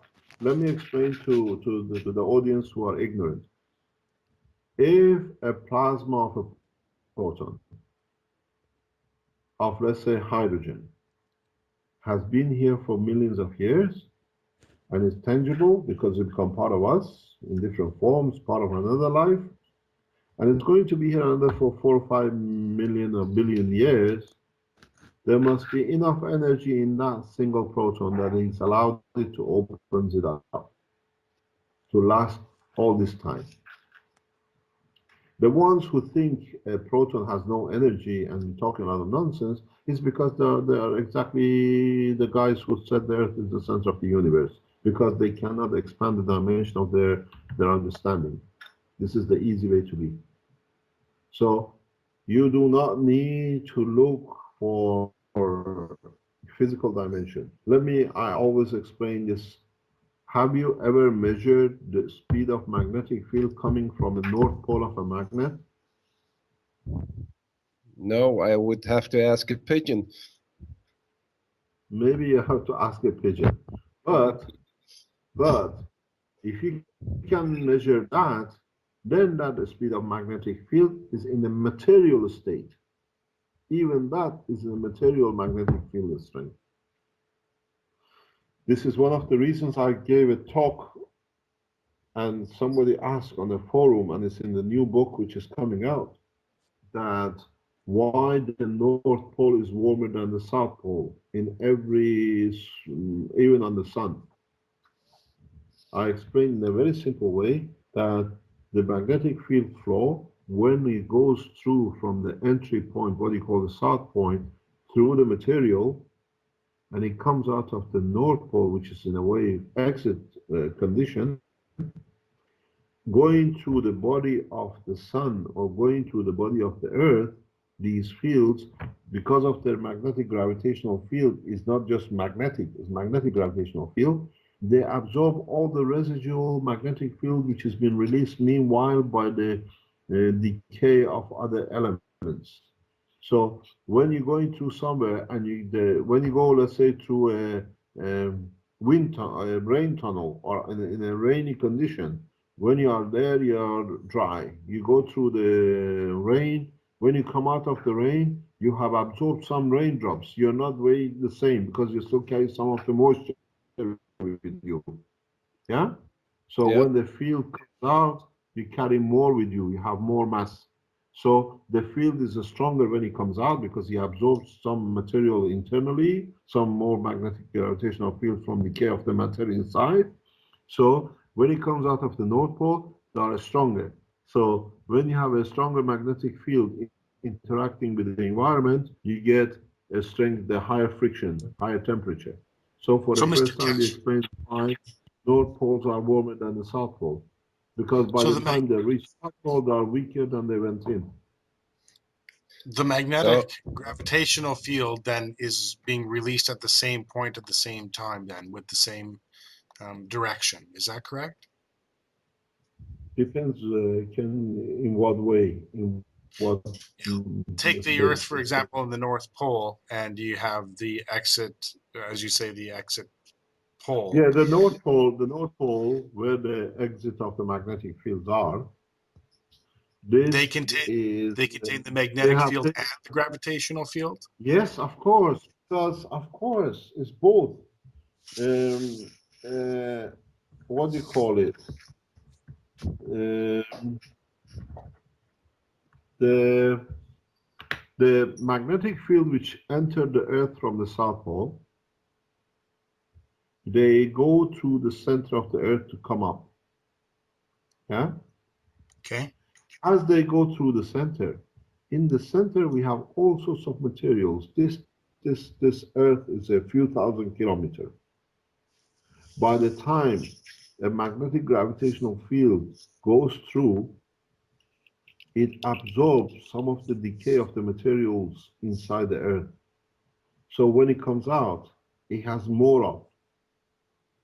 And then when you're strong, when you go faster, when you hit the block, you create more friction. So they create more temperature on the North. There's a big difference between the North Pole and the South Pole. That's why the South Pole is cooler and we have different ice conditions on the North Pole. As you know, our good friend Mr. Al Gore said, one of the problems with the climate, the heating up and the climate condition, is that there is a shortage and all the penguins are disappearing What because the about the bears yellow are earth, eating Mr. them. Keshe?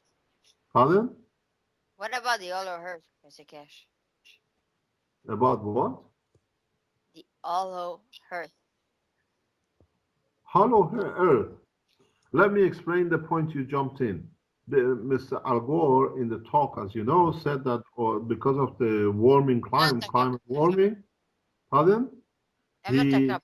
No. I'm not talking about yeah, him. yeah, I'm yeah, talking. let me finish what I was saying. So he said that because of the climate warming, because of all these pollutions or CO2, the penguins are disappearing because the Bullshit. polar bears are Bullshit. eating them. Yeah, but Bullshit. somebody said in the audience, no. Somebody said in the audience, excuse me, polar bears are in the North Pole and penguins are in the South Pole. They never come out. I told you it was bullshit. This is this is the whole dimension into a new politics. But that's why we have different creation of the ice in different poles. Is due Yeah, to but the it's field. yeah the hollow heart. I mean, that means that there's hollow. Maybe I'm because I'm French Canadian. I'm not pronouncing what I'm trying to tell you. The hollow, which is Yeah, HOLLOW. the hollow earth depends Yes. what you call hollow. Depends Oh, what you I call mean, hollow. I'm gonna say in these two ways. First of all, there's a sun inside of the earth, and we have this opening from top to bottom. This is why we have the aurora, beautiful on the top, and this is why we have the Voskov lake. It's warm, like 80 degrees in Antarctica. First of all, if you read the paper which is called The Seed of the Earth, I explain that the center of the Earth or any entity, planetary entity, has, or even a star, has plasma. So if you call a plasma hollow, maybe, but in reality, Earth has a combination material. That's why we can hold on to so much variety of matters on this planet. You got to understand a fundamental point in creation. This is what I keep on repeating and people keep on missing. Is the creation of the condition which leads to the creation of matter. Earth, because it carries a combination core of different elements, plasma of different elements, of plasma of different strength, has allowed it to create magnetic gravitational fields of the matters which are attracted to it and are part of the planet. If the center core could not create gravitational magnetic field of plutonium, we could have never had plutonium on this planet. This is why we see certain materials in different planets, but not in the others, because their center creation of gravitational magnetic field is mono, like the stars. The stars are monomaterial. That's why they hold on to hydrogen only. When you have a sealed container like Earth, physical matter, the inner container, due to nuclear decay, creates a composite magnetic gravitational field. So the Earth absorbs hydrogen, nitrogen, a spectrum of. When you create a single field strength magnetic gravitation, then you become mono, you become a star. And there is a very big, it's in the book coming out, the structure of the solar system. There is a huge misconception that the center of the sun is hundreds of billions of degrees, and the temperature of the surface is tens of thousands. This is all rubbish, because the only heat which we see on the surface of the sun or any star, and the strength of it, is the strength of the gravitational magnetic field of the center. When it reaches the gravitational magnetic field of the top layer, their interaction decides the heat. Because you know what, the Mr. Keshe, stars I don't mean to interrupt you, but I want to tell you something. I think you touch up on something that everybody is asking me, and it has been a very big. There's two lies, okay? We women in the school, we've been taught that no one, nothing can come close to the sun, because the sun is at millions of heat, okay?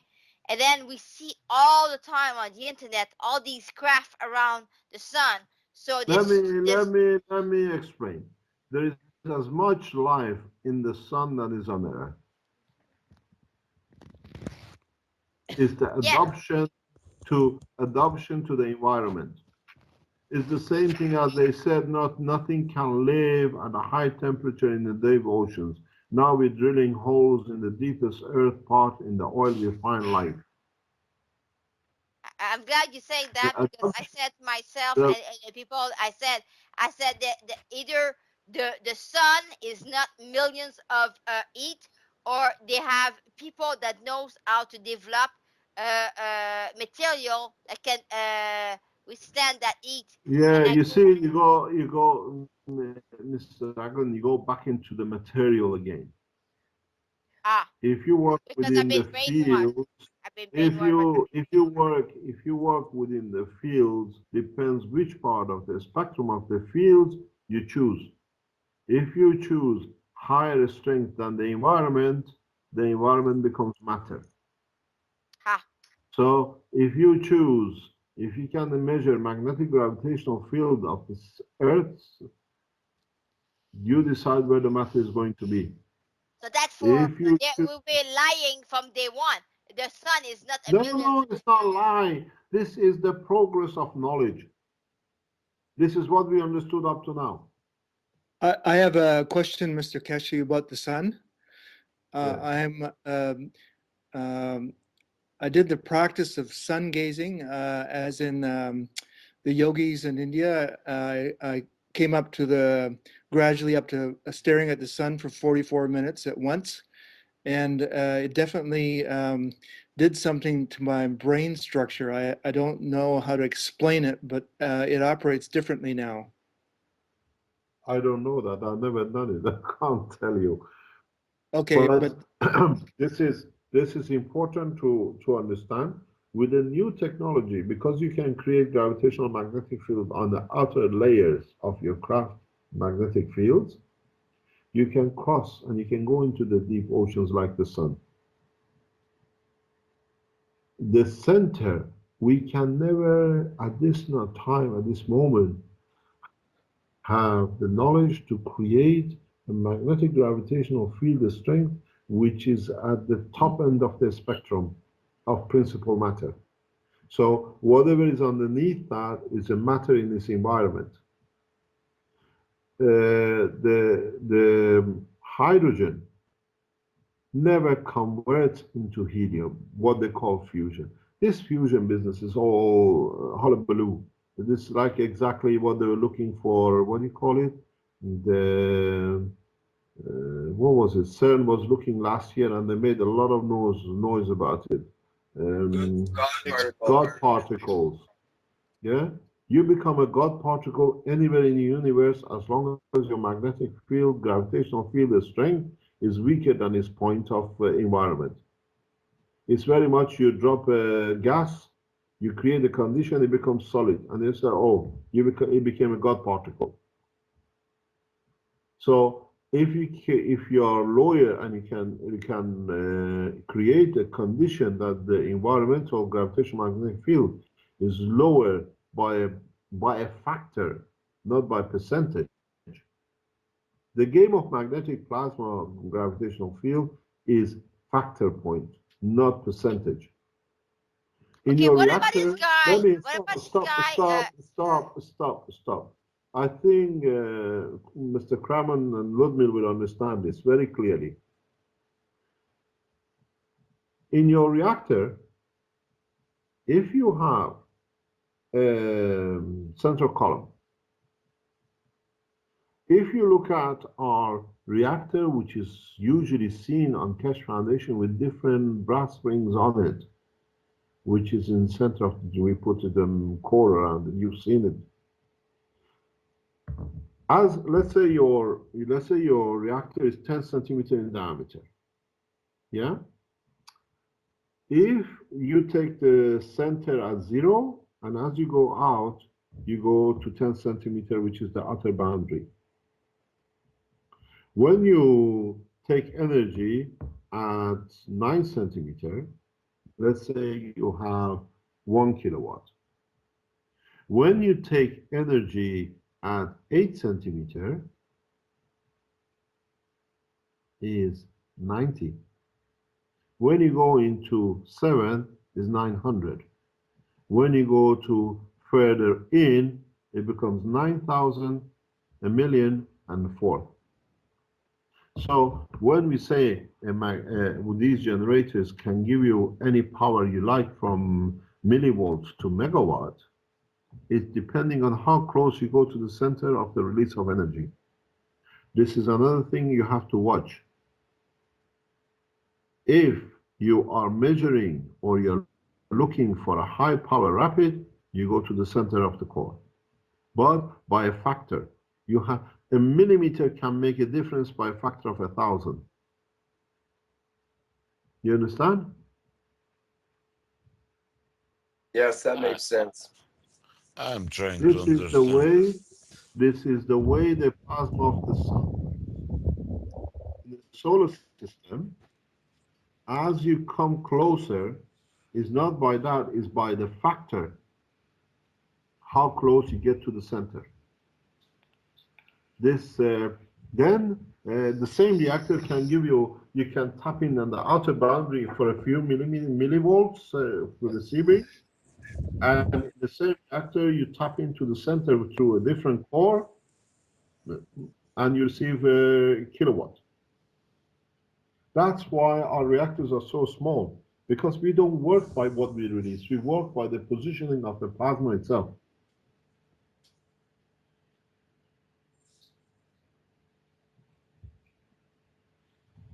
What is the extraction method then regarding extraction of that energy that you're talking about?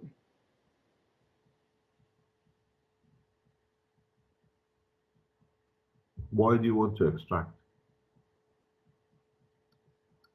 That's a good question. This is the problem. Create a condition in what you want. Why do you want to extract? That's a good question. This is So what we are talking. Let me explain to you something very simple. This is what we don't say a lot of things, but we open things in words people to understand. We are going into the commercialization section very rapidly. Yeah? And one of the problems which the people who sign contract with us now, they want to go into commercializing, they start seeing it. They have signed an agreement, let's say, to produce a 3 kilowatt generator, they call it, what I call a receiver. Yeah? And in the process, they start seeing what I explained, the bright light in the sky. Because the magnetic field in test goes beyond the boundary of the reactor, they start seeing lights. Oh, but what about this? I said, yes, the same system now is a light bulb. What strength would your light bulb to have? 3 watt or 3,000 watt? You do not need to extract. it creates an atmosphere, in other words. It creates its own gravitational magnetic field in respect to the Earth gravitational magnetic field. So you increase the boundary beyond further, much stronger release internally. The same thing suddenly becomes a 3,000, 10,000, 100,000 kilowatt light bulb. You have the sun. There'll never be shortage of energy. You don't need cables to transmit energy. You don't need to extract. In the new system, this is what I've discussed with one of the, I think Japanese will come out with this much faster because I understand their mentality. Maybe Americans might do it as well, is that you will create a spectrum of system, the same system for different jobs. This is what people didn't understand when we talked about the Oasis system. In Oasis system, we have to show a tap, a cooker, and whatever. But the same system, while you're not using it for energy, works for your extraction of the, what do you call it, oxygen and hydrogen and creation of water. And with the same thing, if you can adjust your reactor in the process, you put a button because you don't need to understand. It allows you to release certain amount of energy, which is equal to protein and calcium and all the minerals and the things you need for your daily use. So your water becomes the source of your, what do you call it, your food. We have to adopt our pictures and our teaching according to the time and the way people understand. If you would have told in the time of Christ that the man will go on the moon, they will kill you. But now to us it's very normal because our intelligence goes any further. So now we can open things in a much easier but faster because the communication and people understand much easier. Your system in a space, as I spoke earlier on this session, you position your reactor with the third reactor to produce water, with the second reactor to produce gold. This is what I said in one of my talks. How much more gold do you want us to put in the Central Bank of Libya for you to come and rob tomorrow morning? Because gold has no more value. Even the governments, like United States, don't issue their papers against gold because gold has no value. Now is a matter of trust and what we accept to facilitate. So if gold has no value to print the greenback on it, so it should have no value anywhere else in the universe. Gold has no value beyond the boundaries of this planet. It's only important to man because it was the first material he could form and melt and make something. So it became precious to him. So what would you like? Would you like cheesecake or would you like plutonium? You can make it with your reactor. So the sister reactors then would they become with the principle of the twinity? Exactly, you got the message. Thank you. Earth is a twinity in the factor of the magnetic gravitational field of the matter of the Earth. Saturn is on the upper layer, is the twinity with Sun for gravitational magnetic field of the materials, which are coming back from the outer boundary of the solar system. In the new book, The Structure of the Solar System, I explain exactly as we have the rainfall, planets are drops of rain which get back to the Earth, back into the Sun. Earth is definitely going through the shaking motion of the reversal of position, direction. And this is normal because as the steam goes up, the vapor goes up, it cools on the upper atmosphere because it's too far, it's cooler. It becomes cloud and then rains back down due to the heavy gravitational magnetic field of the Earth. Rain doesn't drop because it drops, because its gravitational magnetic field cannot hold on. It's much stronger by the center. The same thing happens.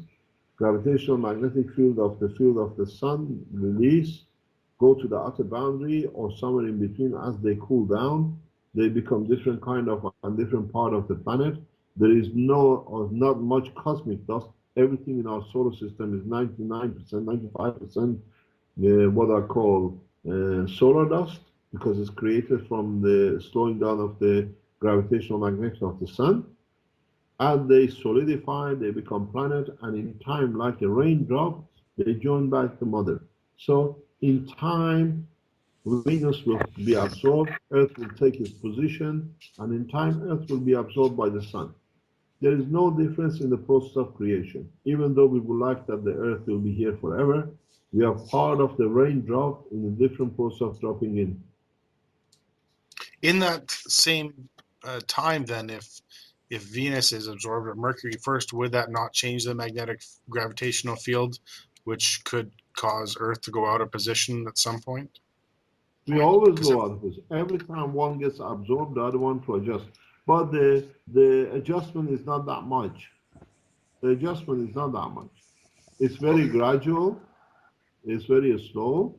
But everybody else adjusts to it, because now when you look at the Saturn and Jupiter on the far end, a new planet is getting created to absorb. You know, if you want to understand the position of the, like Saturn with a big gaseous planet, these are like what I call what do you call it?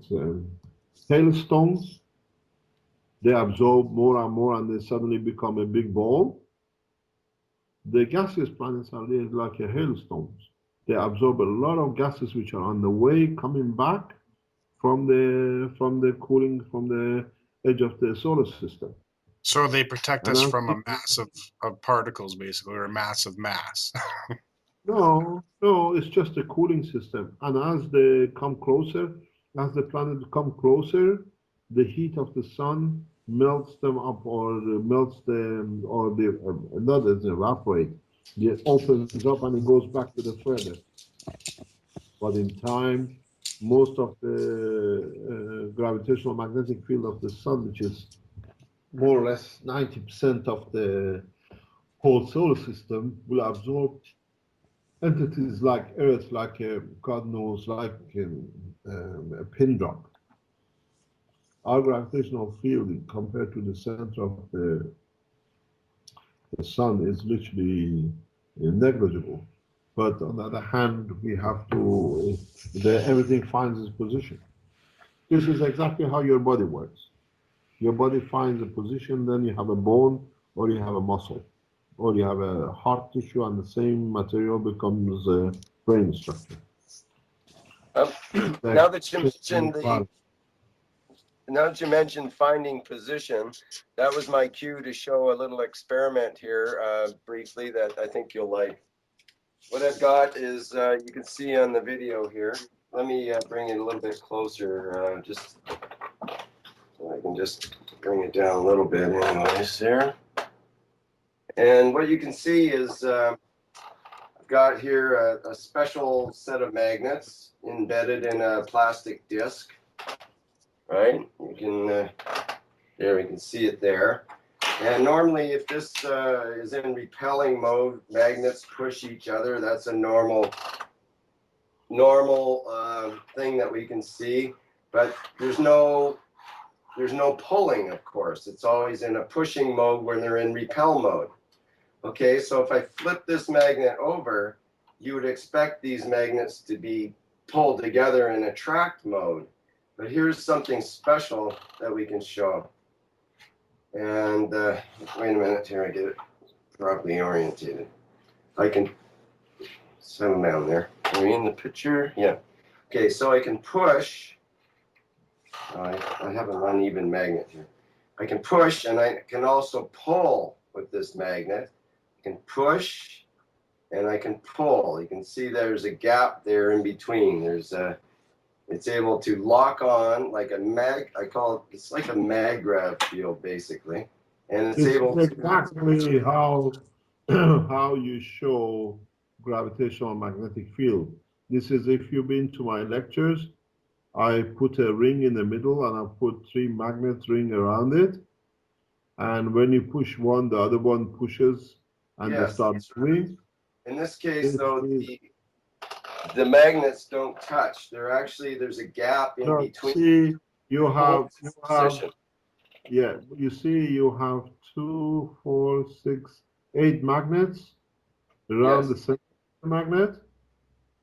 So where your magnet sits now, you have a copy magnet in the center, correct? You have a what magnet? It's a.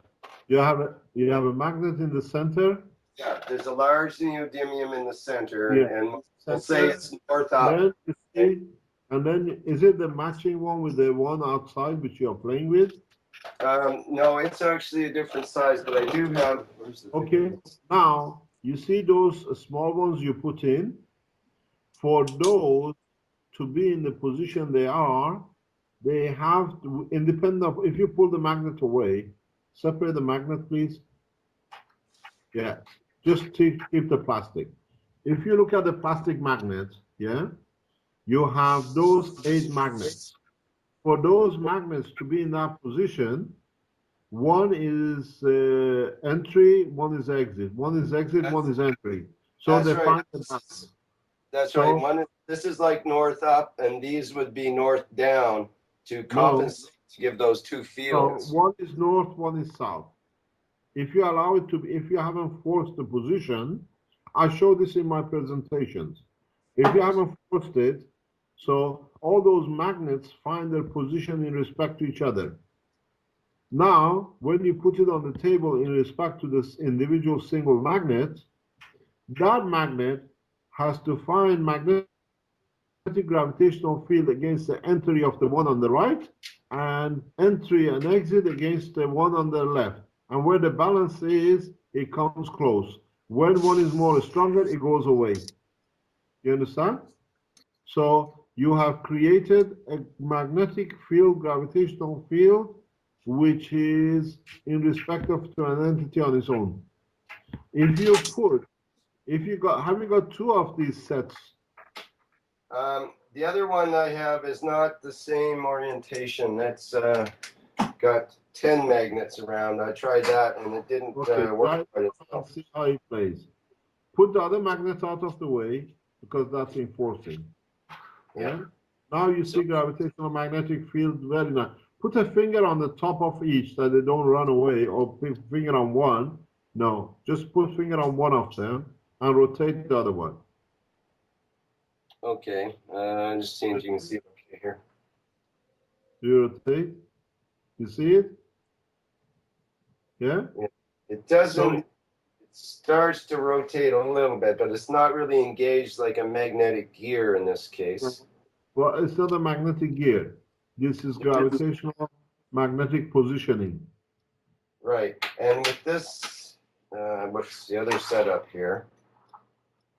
It has to be flipped over, so I'll just do that way.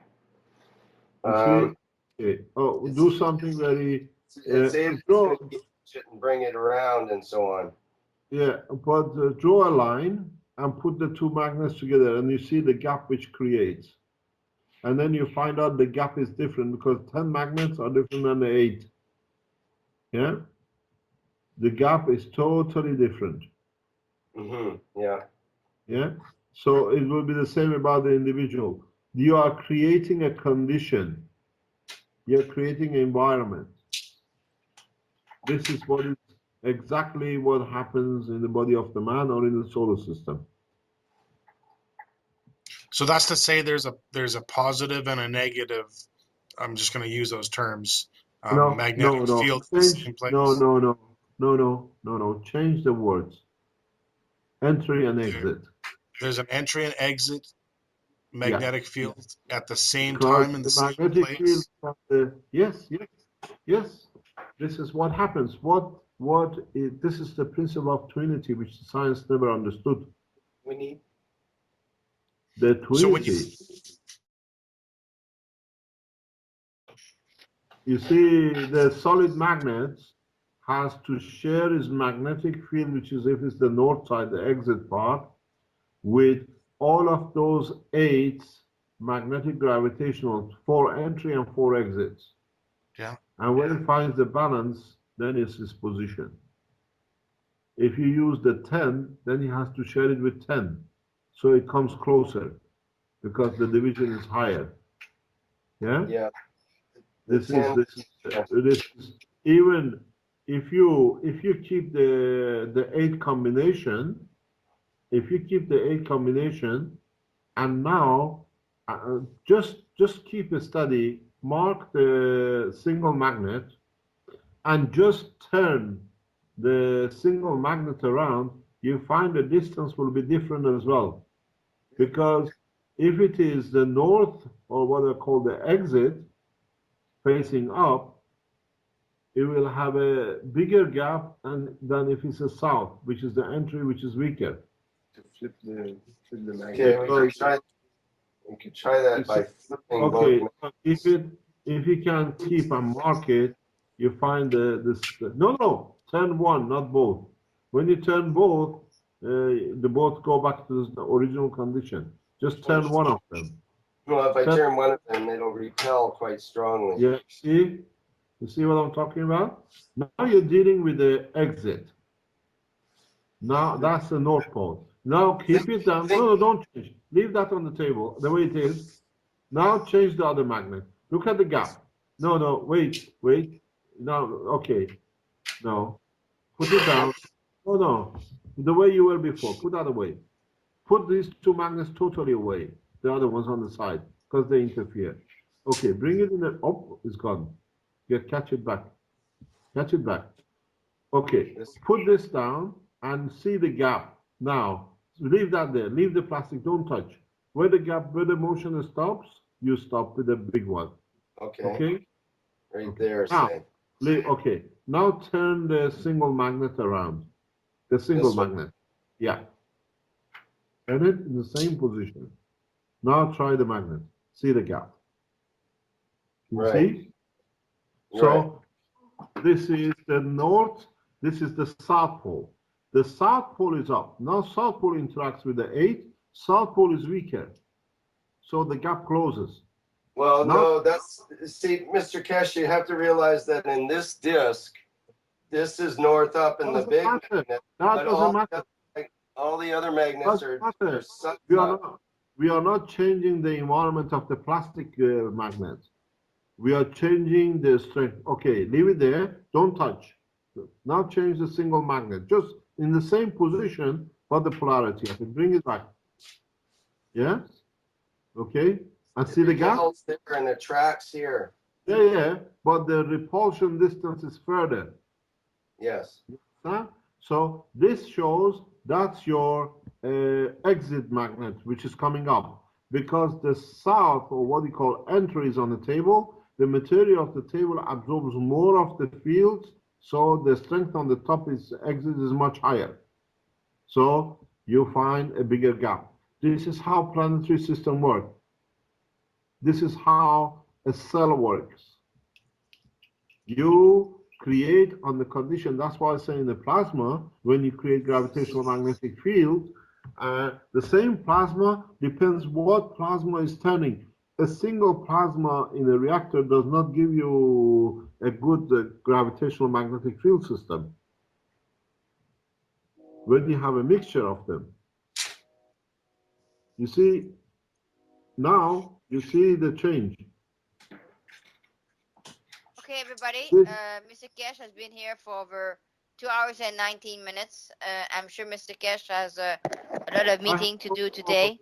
If he wants to stay, he can stay, but he has to go. It's up to you, Mr. Keshe. No problem. Is there any other questions? Yes, Mr. Keshe. Hello. I would have a very practical question. There are about 150 people who pre-ordered your reactor, and when do you think these people will receive their reactors? The reactor has been and is literally on the test table now. We had to change from nuclear to non-nuclear, and I think another 3-4 weeks we'll go on the testing bench because there are some corrections we have to make even with the last one. Yes. So I was talking to the manufacturers even yesterday to correct or to sort some of the problems which we're sitting in the setup. I think in the next 4 weeks we should be going into the test mode, and about 3-4 weeks later we should be able to show, I hope, the first videos. And then the mass production is a matter of weeks, days, because we have the system in hand. Okay. So that we have one of the biggest problem we have now is making sure these reactors do not cause any environmental hazards. I see. The environmental, you want a generator. Now we've gone to a non-nuclear, what I call. We have to understand the potentials of what it can do and what it creates. Because now that we spoke about the receiver, not a generator, we should see in a way that what you call the Wi-Fi, but Wi-Fi power generators directly from your system in the house. And if this happens, we don't want to come into the same position as these systems are dangerous. We're like radio frequencies from mobile. I see. This is what we are facing with. We have to solve this problem. We have one of the very few machines in the world which can measure this kind of environmental radiation. I paid a lot of money for it to be manufactured for us. So we measure the field magnetic gravitational three-dimensional. So let us do the job properly, that next time we don't get a problem the minute we come out. These are worse than the, what do you call it, mobile phones for radiation. Okay, I see. So that means beginning of August, or We don't know. We don't put a time. I was testing the reactor yesterday. I see. Okay. Okay, whenever it's And gonna I be, could it's gonna be not. on my website. Don't worry. And it's on Yeah, Mr. Keshe I forum. could. Don't worry. Hello. I could not see. I was expecting an outcome from the condition I was creating, and I was not getting what I was looking for. So I decided to open the system partially to see why, and it came to. I just realized that some of the technicians have decided to put a material in there which was not supposed to be. So as I told you a couple of minutes before, I was talking to the manufacturers yesterday. The reason was this, that we specifically put this material to be there, and now you removed it. Why? We're not getting what we were expecting. So now the manufacturers are looking into the setup, what they've done wrong. So these are part of the prototyping and making things sure is correct. So we got to find out how this guy, the engineer, came up with his own concept and manufactured a piece which is not supposed to be there. Or we have to find a way around it. These are part of testing. Okay. Okay. Thank you. Any questions? Yeah, everybody say good night to Mr. Keshe. It's been 2 hours and 24 minutes. So everybody say No good problem. night to Mr. Keshe, please. Good Good night, morning to Mr. you. Good Keshe. night to you. We're going for breakfast and you're going for dinner. Have a nice time. Thank you very Okay, much. thank you. Yes, we All right. appreciate Bye. it. Okay, Bye. bye. Bye-bye. Thanks. Okay.